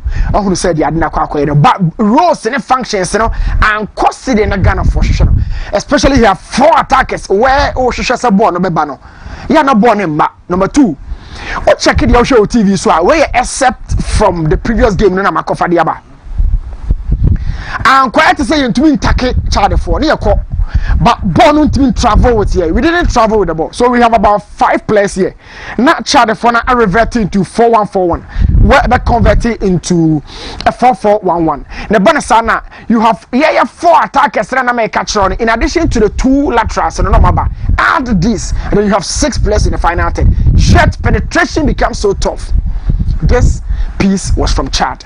So Yebusa say, oh, Chad the crown tactical, but me say no. Now the next game I heard the we kept asking questions. Say, dear Raul Savoy, only Raul Savoy. This coach, you know, and yo, what kind of jazz so the could ball penalty, our crown on Mubon Hood, okay, coach Crow, Badru Zaki, ya question Cocraphone, no Mutimi Otopa. But I will take one clue from the game. Oh, Shadia, or three back, we also know. Coach now three back, but with the ball and at the middle third of the pitch, now coach now reverted to a makeshift back three against Chad and Americano.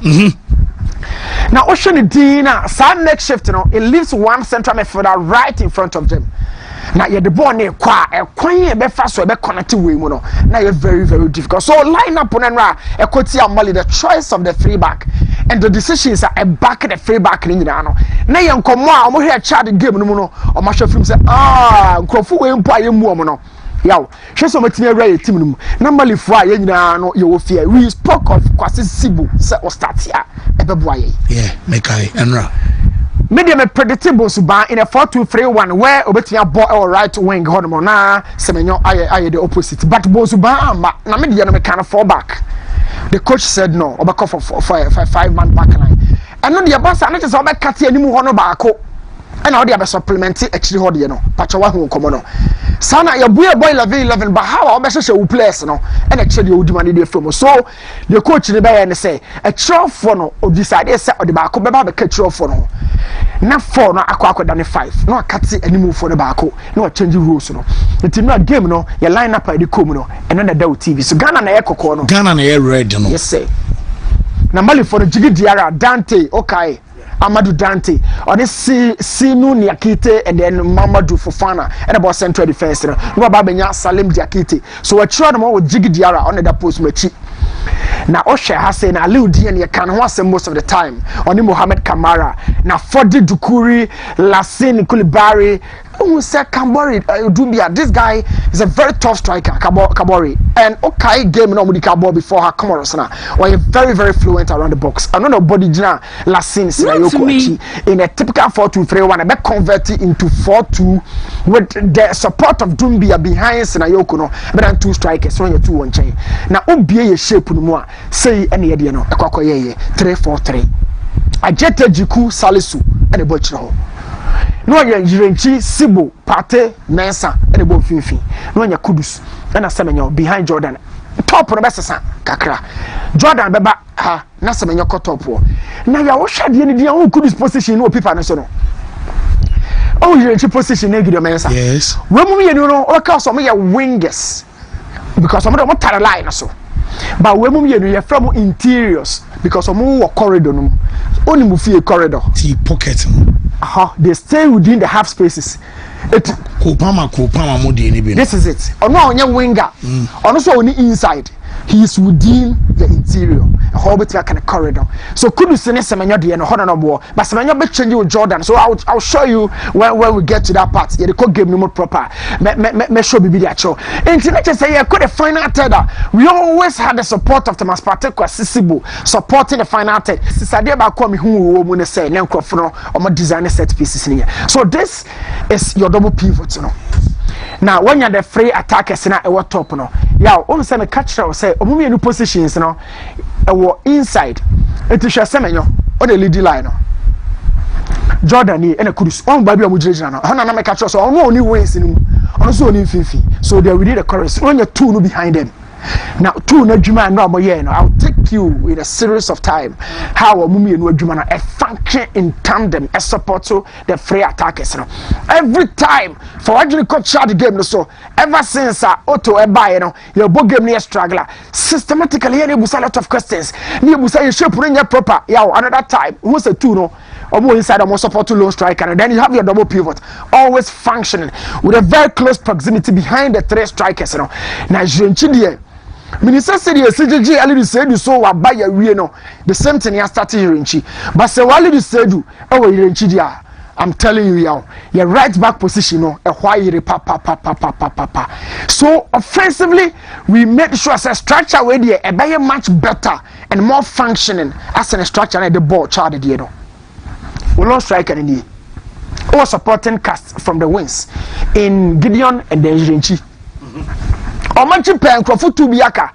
These are the two players. Meka Kudus and Jordan Ayew within the corridors.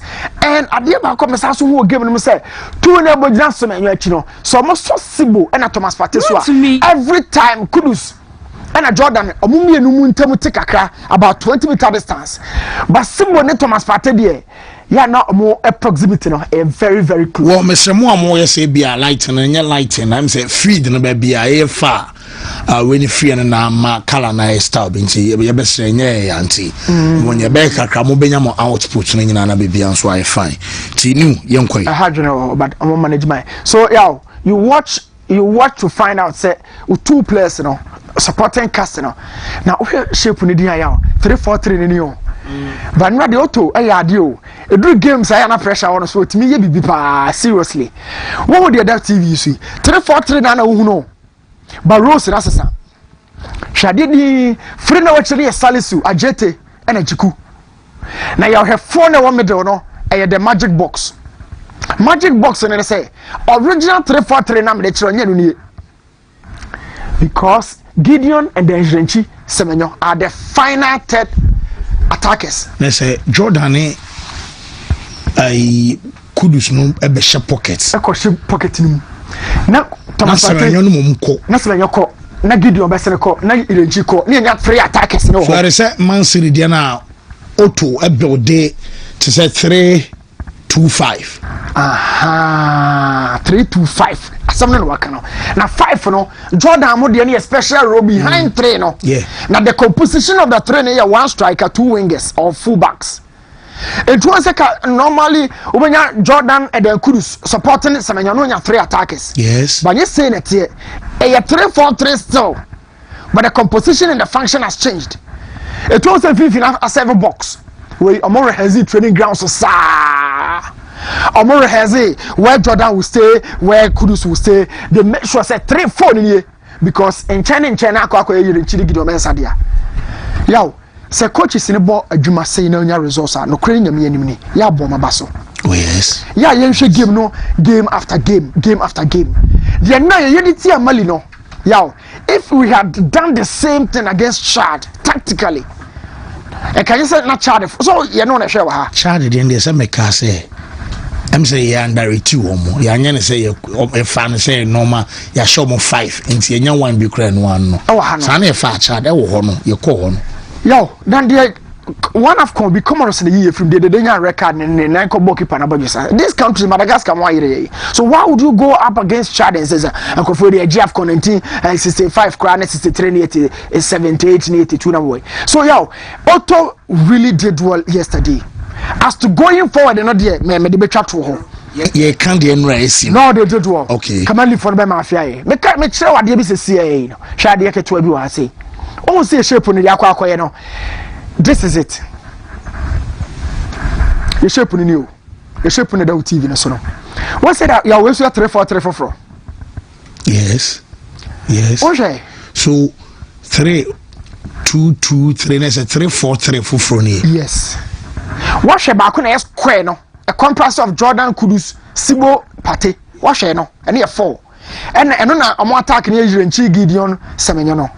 But we 3-4-3 way, Irenchi Gideon above natural position added to Sibo and a Thomas Pate or 4 and a Kudus in it, Jordan about interiors. Now a ban is saying how to evade the overloads, and then a pressure now.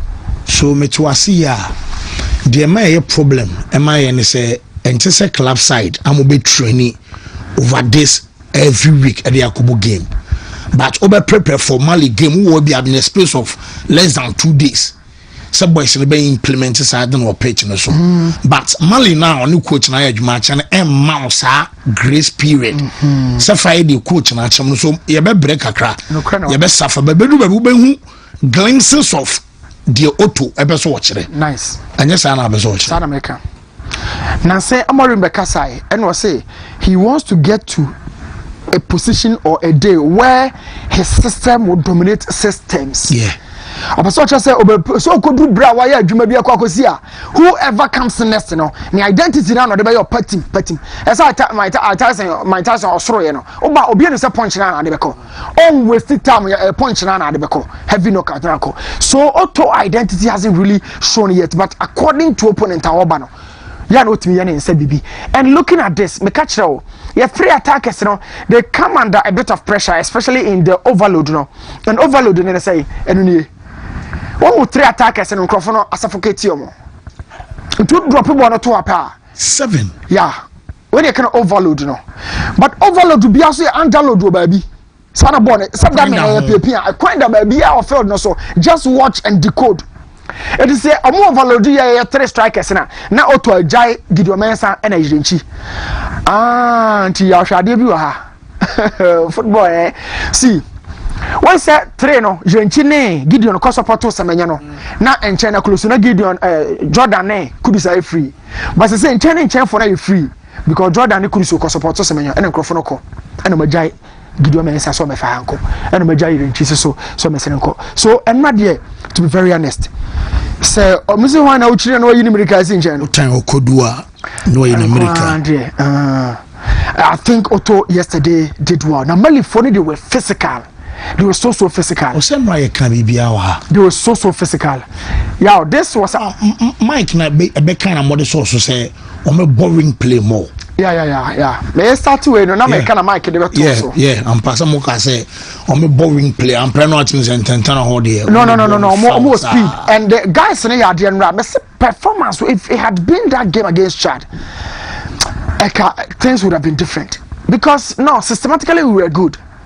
Game we should look my mention at the view has say why as a so Otto Abaso what's the associate to 3 back we say yes we are 3 back but when a Champions League Pep Guardiola boy City Inter Milan oh that's perfect Shadibia Malifonde and this is why I make us say Otto Abaso 3 back in but with Thomas Partey a source man 4 back Patrioti asere hwenuni na Krofona converted to 442 no omo 2 central no take Kwasizibo and omo 2 top no take Thomas Partey ya Patro oheso omo Kwasizibo 2 no kura no and Thomas Partey so you switch to a free back and they make sure say 2 players dey ba fa ball no dey akọ no dey na omo yire Salis ne Elisha no yetimi the ball ne koye but they took hold of Thomas and Sibo you watch them but because of the free we can still go. And at the end of the day, there was a one counter be a recover a ball. We say, okay, situation. Come out in the now we have penalty. TIA ref in the 2 outside, earlier, we had this counter, and I feel say this is why sometimes chance be on man. A one time, you not finish a chance. So even though we won against Mali, but the new man, you problems with your team will be finishing. Because I know come out and say or play. On Inyakia, can you say pressure be die? So because na drew baby dey na game ne try ya. Me dey me dey chat to and say yaw. Your team no problems. Problem number 1 finishing number can. Problem number 2 opportunity about or pressure about so na be ball combo passing combo dey area contem. Ya na Wontumi enye saade no. Every time bia no person we nya multiple touches. Na me de Kwasizibo na ewie. At the end time be a blaster games here you could so na your Thomas Partey ha you Patani because Sizibo comes under pressure yet finds a way to evade and release the ball to Thomas Partey.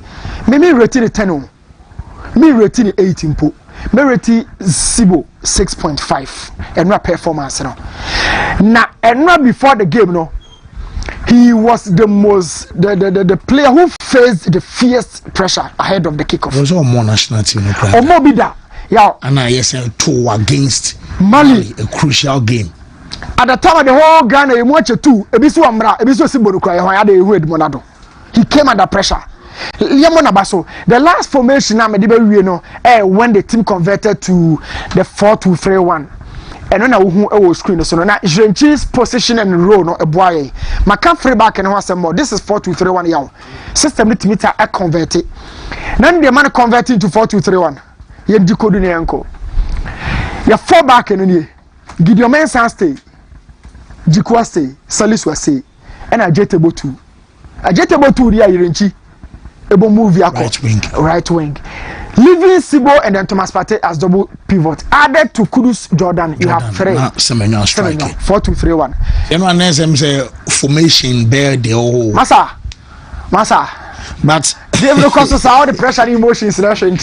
Well, humble boy say you guys are the best in the country, and I will say, Newton, that's your suggestion. Tomorrow was very bad. Playing 5 back, leaving Kudus, Jordan, and Semenyo alone to do what? And Daniel Lance, Bagby, and so Edna Dear, and so Edeba, yes. What was it? Yes, Alhaj Concord say.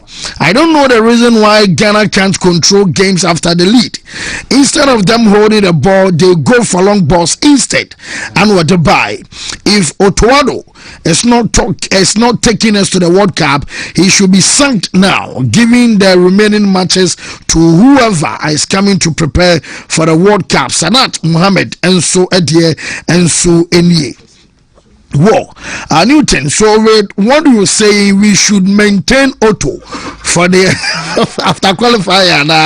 I say we are winning. I so just say so the okay. Say Otto we are man in World Cup now. Otto to come in na Korea sena yaw. But Juma kakra say dia. No, seriously, the game was tough. The game was tough. But Newton, no question be busa kakra.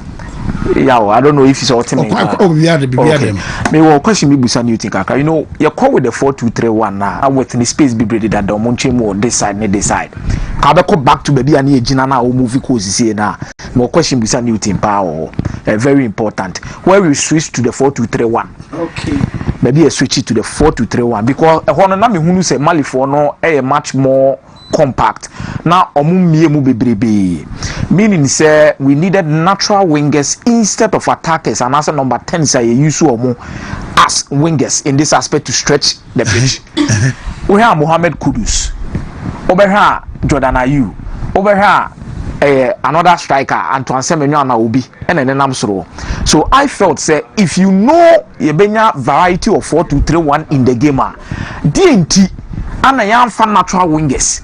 Anfanko game no looking at Kalmadin Sulemana and Obiti say Joseph Pencil. Even so Wontumi Momu no krana at least because I me who is saying was anki timi spread the pitch no more.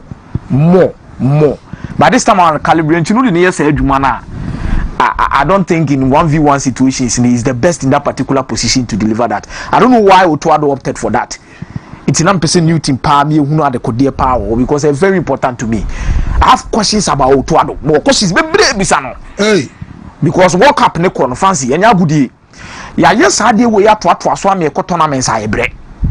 Ya bo qualification we are always happy. Ya share ya qualify ya share under Chris Hughton. Ya bo ani a share 1-0 last minute ne de ko. Ya bo ani a share 1-0. But when we went to the AFCON proper and met coaches on munyi madwuma wa AFCON na Chris Hughton ebre. The same thing, yes, I'm real. 1-0. Oh, Yasha Madagascar. Oh, Yayewe. Bebako Riasian. When we go to the tournament proper, because I feel that this is going to expose us. But, in answering in answering Messiah, no. Messiah question, no, a free and natural supporter, a free natural supporter, or be a ball, no, the other ball, no. But when you think with the ball, you think without the ball. Kamal, you are thinking with the ball because you said 1-on-1. Spencer, you are thinking with the ball 1-on-1. How about without the ball? Those two players. Say, my balance. You're gonna born a lose in 10 overs. Open physique, open tackles, open speed to track back. You does that a lot. Say Kamal, say Pencil, and naturally. Or your right back and a coach required in the ball wing back. 2, Kamal Pencil height and durability in contact. Because the contactor, me don't have them waka come here no. My family one can who they know they. But born there near kind of 50-50 or shoulder no. When I see you but Kamal you're bullying off the other. So I'm not born and your free back becomes exposed. So I understand with the ball you need the quality of Kamal, the speed and the tenacity of Joseph Pencil, even the clinical finishing of Pencil. You need all that, but without the ball, what happens? And you are playing at home and against Mali, and where you feel so defensively, wing back and an attacker or a fullback, and he went for Irenchi, but it converted so well because Jonas not to me bought as a right back, no pushing Irenchi, no Amanako. But you also don't forget, say, Sharia Jonas is yes, Jonas not pretty as a right back now. No, send you you still have Kwasisibo. I don't know the bed dropping in between the centre backs, and no number the centre back. But Adeba Kwame Fewahane say, look at the distance between Sibo and Thomas Step Party. Anytime I born the Babylon VV, very important. I remember when we ran this language Spanish. It really helped. Really helped. I saw the same thing because time I root Van Nistelrooy before Manchester United. Casemiro Nugati. The game against Leicester City. It was the same thing. Two no movie. It does a lot. It does a lot. One, a more possession security. As in, when Thomas has the ball, he knows Sibo is behind. Sibo would obviously and willingly go to the ground. The same thing, Sibo himself tiny ball no nasikra. Watch here. There's another circumstance Sibo on my pressure by Sibo so. And how or out with the opponent, you know, watch the two. Where is Sibo? I feel like I watch him. And always said Thomas will have but Thomas Beba. Whenever he comes, you see. He understands the movement of the guy, and he's beating two players. Oh my pressure, but imagine if Thomas is Baba Idrisu. Oh, they are not or if the Baba. And to say, Patenu so La Liga ne pain. So say Sibu crowd La Liga fundamentals ne bo. You ruin a diamond in the crown. So when you say, "Me win a double pivot there." So it means that one in a quality say Yamasibu and partner Patenu. We're all right. I think I have one thing so Newton so be clarify their mamia. You see, Sibo and Thomas Tepati, we are looking at the movement and how close they are to each other. Coach Otuado called a press conference. No Mubisa so who Sibo say. And also who say Sibo no none of money ball was thrown now or a very sure said the next call up no be friend. I think it is because of off the ball movement and how close are or system na say. Yeah. But on the ball, there were instances I have a little bit of problem with Sibo on the ball. And in recent times, Black Stars, I play one number 6 at least onim take. But number 6 abo kutanoa. When you're confident enough, say obetimia carry and obetimia progress for a certain distance. That has been a problem for a while. Sibo looks too minim say Newton. So when any players, Eddie common players amante. Is it about confidence? And now say, is it about Senna or son who in this setup in terms of progressing play most of the time? And I said the technical quality, no. Yeah. Sibo, yeah, we're different from Edmond. Edmond is also a profile. Yeah. Yesterday somebody tagged me or baby say or person Sibo profile and I say. Say be on say size 6 now first now. Born giddy as me shower bono. Ballet Bamodi and a crown and Tisabi mu. Just in a one thing physically. But say 6 ding Bawi Dabi. Lasana Diara. Yeah. So parties over party 6 or bo. Arsenal, some party in a young BBR. Any power you the closest. And I saw Thomas Patel Blasters. Affiliate in Majida Shimiru. The kind of exhibition our year filled in a so confidence or man dirty ball crano uchana near to set me who na me who and greaser of Zambo. Yeah. Who in locks so no why you're more domineering who now yam show la yaw born pitch no who no. You play a bill drop field so one other player yam show. They call somebody said by Marco and I'm coaching I say. So all pay a me fraud in the past those players are Jin who di bakwa a Sibo. What is left here? Yeah, man, confidence to play. That's right. My other player, a who fan. Look, Meza, you kind of cringe here. She game before this game. Comments, reactions are bunny dinosaur. Obeti, we go to tree. Yeah, also Obeti, internet. What do you say? Yeah, Cassette, guys, no crab for catching so. Wontumi for no cry coming mount. He was the person who be a pastor or channel. Sibo, and look, about him fresh. Your league is one more your league in a man for Nimnesa. So they have this conquer more bar or buy in the style of play. No, this guy, cheetah, I'm a straight. Come on, Patel Libya. But that's why more league, you know, get be breeze. But Zibo will compliment Thomas Partey. Yes. Zibo will compliment Thomas Partey. The problem now I'm person no the role of Kudus and the Otuado going forward. I still But the one who said the Adina Kwakwe, Otto sees Kudus as a good finisher, somebody who loves to stay in the final third. Sana Otto who know. Because not to catch you, but conversation into my bam Kudus diano. Me who Kudus to say club side omo bonwo ni favorite right winger. Kibet me use Kudus so say the woka pocket the na woka ba ono any Jordan. O hwe ya somewhere last season na clubs na limit ko pama pa. But in the club World Cup against PSG, where Ronaldo de ma pama no. Abi bia we free. And abi bia so benya ball ni bia so no. Or space at the anim. And abi bia so akobe ko na nim bia so no. As into so where 2 goals no sharing in no was quite similar. So say a man pocket rule there. You define pocket na man ye. And yes I dey na akwa as abi bia no. Oba yesi wona mo ba national team a o mo nyere o mo ho mo club dia ba club no coach no ma ade no ubusu a uko bench. No, I think Sir Thomas Frank Amea TBB are saying that the first few days with Mohamed Kudus he said he looks more like a touch line winger. I thought that was but ya waka pocket no ye pocket no hano na ya waka no in between the right half spaces and at the left half spaces. I think so no pretty more in the right half spaces. No pretty more in the right half spaces. Yes, the left central. And one the best moment in the game came as at when Onya ball most of the time closer to the touchline from the pocket. I don't know if you realized it. On the right and here cut back. Or tenor or fire or finfin ha or far Kudus far we try no how you mokas one job ball no. Kudus sometimes pass the ball around the zone. Which is say hono. But the time on near bulino. Near bulino. Near Casa one gem but otimi power. But Hano otimba finfin near drop ball no because he has the speed. You are making a point on that. Yes, to me in the right half spaces. Me new to me who say Kudus a player what the ball typical number 10. He's not your ultimate pinpoint passer of the ball. Say or the ball ni rato krubi ma strike and pass B. For example, the old-fashioned Trocatista, Fantatista Italian term for number 10. Black Stars team you name a typical number 10. Say be the original striker on the end they could just Samoa. For example, on Opejanitina Samoa and Tokrum Krana, no Jabo the mama neko. Kudus intisa. Kudus number what the button on number fancy so about pitching.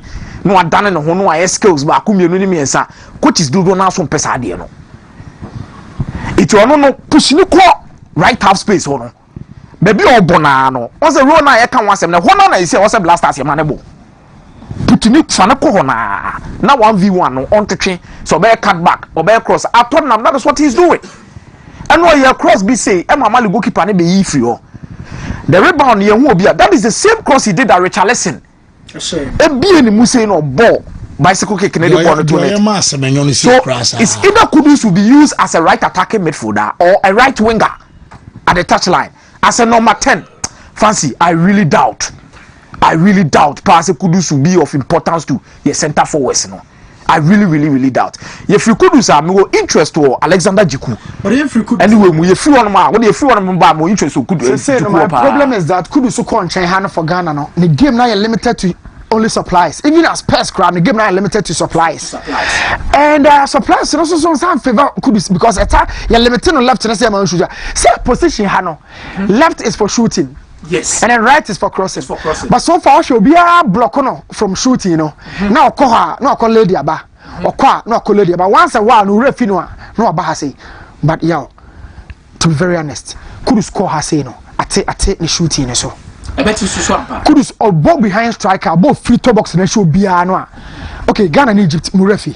Afcon no. Or fire 1-2. What they got 2 air channel far right, you know. Or far one around just around the arc. But Hano Magos no so sick. And see, as someone American and an American say, typical example, the Bema aye clearer. Amu biyehu. Chelsea PSG. One share some highlights and Rayachi. Some post to me to say, Palmer button that was behind Joao Pedro. But said ye ball in China, Malo Gusto and a boss are room. So Malo you overload now. Palmer no button sound pass our pocket and so Mendes Nana is on no far gusto no na Mendes no ho ane ba bia Berados one be dan nyina na ba ba ye onuade so some pocket na make so no short no ye ne ho see create space na ma no so for the man let's not forget say Ubo Mali no say Palmer far ball no bo share no yes 2 balls ni na Mali no so nim say also weapon and you could say and you free channel no way so who use gusto I say use renchi no jirenchi no the create some space no player could say ni din komo kase up field na so ono a renchi you watch the game so ba ku bi na renchi na nim ko no wo fom omko ase mem copy amoko no nsuo bi no tuado ebe ka so mo twa nan kudu se ne yiri ana share akra de bay so bi apam bi free baby ho ba bedru o mayo yeah ana obedru ye okay Ghana ni Egypt na similar goal and a cruise be share no who can into the Americas button ba pocket no between 10 and that was 7 sign one kasa wo dia I want to get the lineup of the Ghana versus Egypt game no then the double pivot no boy any very important at the AFCON 2023 Kudus amo for first game ni bi the most important piece of Krisutin team ne pa no say nipo beti mama Kudus nya sa anyoma we ni freedom we nyina bra on drop it too deep na Majida Shimeru it check the first game bi a boy you know Ashimeru ne take the role of Mohamed Kudus shoot ball from actually against Cape Verde or boy ne say offside player bi abigina na nim and so the following game it was interesting to look at how Konisdorfer, thank you very much. Oko Blockesa. One man takes charge of that particular thing. Against Egypt, after the first 30 minutes to 40 minutes, I remember first half about Kudus Shigos New Year who game Nimbe Zabim. Now so Osako. Strikers here movement, Krana na Kudus Ejina boss no adan. So Chris on the touchline. A dream maybe anwa I say all 10 Kudus say Jim Nako. Now the day you cry warm up on Chon. Amate even got angry at a point in time, stood up and told him, Massa, Jim, because Ora Shimeru star, now Kudu star now. They will prefer Shimeru even in that particular pocket. Got quicker circulation. You know, quicker circulation. And then a big problem with Mohamed Kudus playing as a number 10 for the Black Stars. That is my biggest issue. No, so I trap my patent me sign home. So Kudus botana patent me sign home. And Kwase Kudus will stay. What they are not so always Thomas Partey no he allows Kudus to go, but Kudus say bonus so I 10 ho check akra. But so far 10 goes so more question back could be some more beam. Automatisms within the setup. Automatisms. I think in the 3 back or the 4 back, this team lack automatisms kakra. Automatism in the sense is automatism in the sense that fancy say but 3 back say ya could be pida the tinasibu she passer and also or 2 passer to be on her crana you akofa the mat 3 back ball any 4 back even 4 back at the Black Stars in the I think we have a problem with automatisms. Had it not been 3 back this game wouldn't have been won yesterday. And I'm the automatism is where the system is so well built, well structured. Enough time. No, this is where I'm coming in with your squad planning. Anyhow, I believe Otuado is slow because Otuado nim squad we change. In Kofu be on your more bench. The reason I'm saying that is Otuado had the opportunity to play the double-legged affair against Nigeria. Most of this squad no Otuado had the clear opportunity to work with them at the World Cup. Beboa. And Otuado as Akwaba after Kisutin. And Wasabefa a new set. Even said the core of the Black Stars team no. They are not new to Otuado. Salisu, Jiku, Gideon Mensah, Thomas Tepate, Mohamed Kudus, Andre Jordan Ayew. Semenyo mo kra de sa afi na wa be hyehyem. Na Semenyo so ka ho. So you look at the core part of this team. New a big problem with Otuado. Say nothing looks like there's going to be an improvement with the core part of this team when it comes to automatisms. At least obi free ni chambe shema he Tom's Sefia ne Mali team no. She omu key component of the squad Ali Udien. Koulibaly Lassana mo. She omu defense. And Mohamed Kamara okatana ni say kura woni baby a. Just coach o. But this is where I believe Otuado needs to get to work. Once AFCON be me boa kakra. The day born now mo bully Jan on a chia still I want to from ne de na wakasu na wakasu na bobo and represent how many minutes he knows Jan he knows Jan or not but it has to take a bit of time and na make no players we crab be ni mom ho yeah players we be ni mom ho I'll be very surprised now how many can I keep attacking on right yeah can do can I start game now alongside 2010 never say 2010 AFCON e dey ba e ba be si be 2015 kwa na assessor squad ni mo ni o be kai a born ni aha born ni now dede Asamoah was almost around most of these balls every day Asamoah obenya bibi say Ghana ne Angola e wa AFCON koja Asamoah pa Ghana ni Niger Wakasu Ghana ni Algeria the same thing yebebo bebi a me free ba me gina say wo say bibi antem no e say squad no dodo na abo ache ahwe ni ya ye be yesi afi tam mo be fedi afro kwa ni say yentumi fa wenko listen ya share ye very yentumi fa wenko work up ya discuss about the ABR tactics and strategies and whatever but say ya there yentumi fa work up when the last time you say ya who dey say Mike Bremwe coaches no say ya no me dey call work up wow coaches no say ya no me dey call work up coaches no maybe so coach yentumi fa say ya nko born na o maka cho so mo dey say ya na be call samum question na maybe so ayo we are expecting things to change and then we are making projections based on the fact that the year who no design e be be Mike ehunu bi painting abo aserewa meba ehunu bi painting ana abo aserewa one ne be di agora no yin ani ato che I have seen this before not once not twice design e kan you see otuado dey more Nigeria home and away we here and so oh no this team you are going to see a much more improved team at the World Cup Sane kai by certain mistakes we saw during time a ball even Nigeria women away and Sane boy be as some few friendly games and Sane dey be kono that problem is still glaring e will World Cup am I a boy even against South Korea yeah the 2 years say one of your best games you know for the second half yeah game management you still to the same thing over qualifiers you confuse the two a process that's where I think you confuse the two Otuado ba first no he didn't even last 4 months and san no call World Cup no call body obebo no barely had time with these players again after the World Cup there was no continuation ya break it chain no tini nam kwan we so ya say kwan we and ye ade abesi kwan foforo so ana sa kwan no so ya say no afeni ya ba kwan na ya ye ne so all these things they take time. We are speaking just based on players with unim coach in a relationship, but football goes beyond that. At times to build the chemistry and understanding you need consistent period.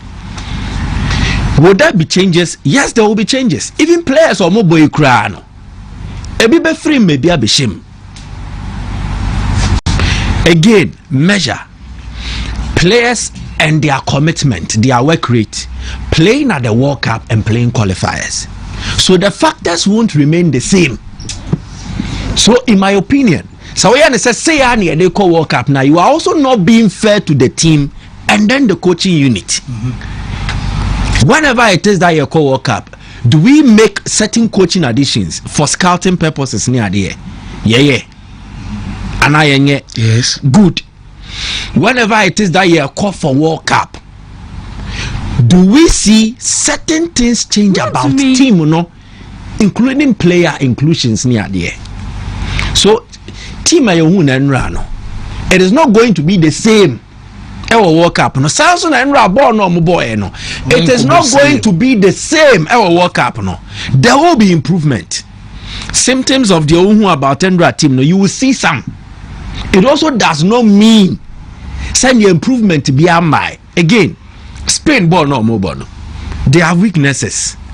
They've not been exploited yet. Omobo high line. Obetimia can't mechi. Opponents get to know this. that weakness will remain even if Spain take like 2 years or because a system. New teenage now. There were issues with certain systems. I am for players and correct it. Obeya Pep in the high line, don't we know? Postecoglou high line, don't we know? Unless Oye changes to the system and how it operates. If Otto chooses to go with a certain system, weakness is be one more opponent. No, a bit me capitalize it. Ghana. That is what I want every Ghanaian to understand. The moment I hear 3-4-8-3-3-5-2 no, and there was a team in the BBCP, but we also forget that your team Nankasani any team here. We don't have an established team with players our mobile and say when we had that, coaches came, made adjustment to our side, but we were still getting results. 2006, Ratomir Dukovic, he had inherited teamwork. The base was there, and we had solid quality players on mobile at the top level. But the World Cup round of 16, the core remained with some few additions. Different coach. 2010, DNC. When you establish a team, that foundation is strong. And my coach, and you're dying for my coach. But we are doing two things at the same time. Oh, Beode, you also need to win.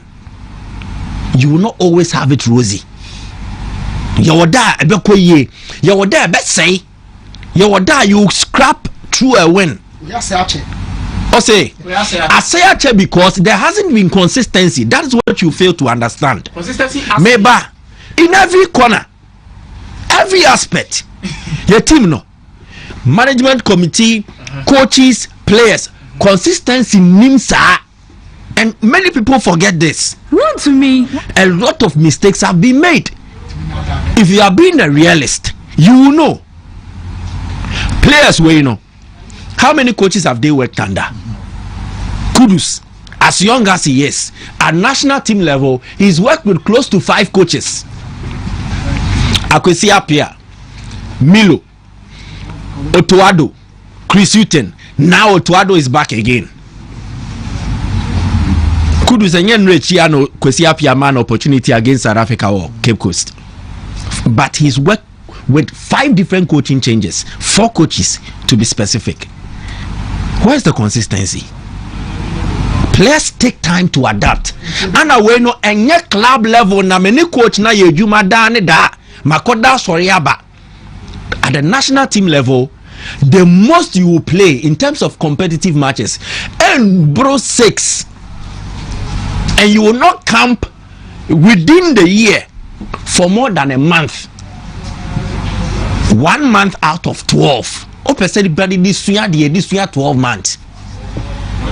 So let's understand the processes very well. It won't be as perfect or as good as you expect because conditions prevailing, any circumstances at hand, it will not allow that. So the changes you want anyway. Okay, Akumiyama, my ideal Black Stars 11. Help me with that. Give me your ideal Black Stars 11. I'll give you my ideal Black Stars 11. But I think, sir, whatever you are saying about consistency in this area, and I agree with you perfectly. What you are saying. But Sebi, I say, Wakofa Tumfobi on the board that the infama. Your Tumfobi one man that they are now all bono, that they are not buffan chain. What you are saying? Meba, oh, Mike Meba. That they are near buffan chain. Personally, maybe you might have a different belief that Otuado Nyoma also fight it through. But me, I'm hey. Fancy me what did you be say Otuado say a man of 5 years to 6 years. That is quite differently from what you are saying. I'm not disagreeing with what you are saying, but from baby I me jinano me to me say me personally in common I made this Otuado your man of 5 years scroll on to me my Black Stars team win the top. But we gave other coaches. Oh yes. No, me Mike. Also, question. I wanted him to answer a question. Me say, no. So no, meba. I want you to give me your ideal Black Stars 11. Just give me that. Oh, Debbie, we attend to. No, Debbie, you better attend to the issue, no. But give me your ideal Black Stars 11 now.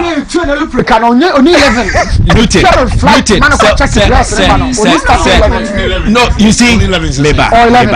My mom won't say contest of the conversation. I'm serious. Then on any only right there, he wants to correct things. Meba Newton, men say common. Meba men say common. He wants to correct things. Or person correcting Yoma. So he has something in mind.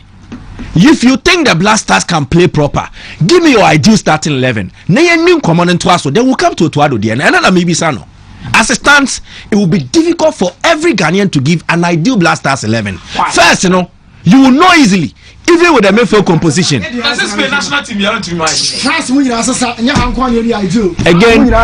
contest. The consistency fans have had. How many years has he been in charge?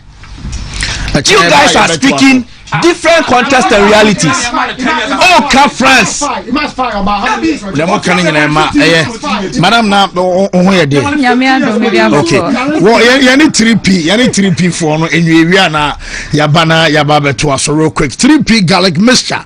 I will just so Black Stars, Yaman Motinberry, because more than food said, they who there, so your castle to fire quaina. I'm say, Mwa. And I be so full say the right man for the job yate yenim komoi meda se mamincha weti for ni wahwefo nyina ewie 3P garlic mixture if we pure natural health garlic crogene ya dia ye dru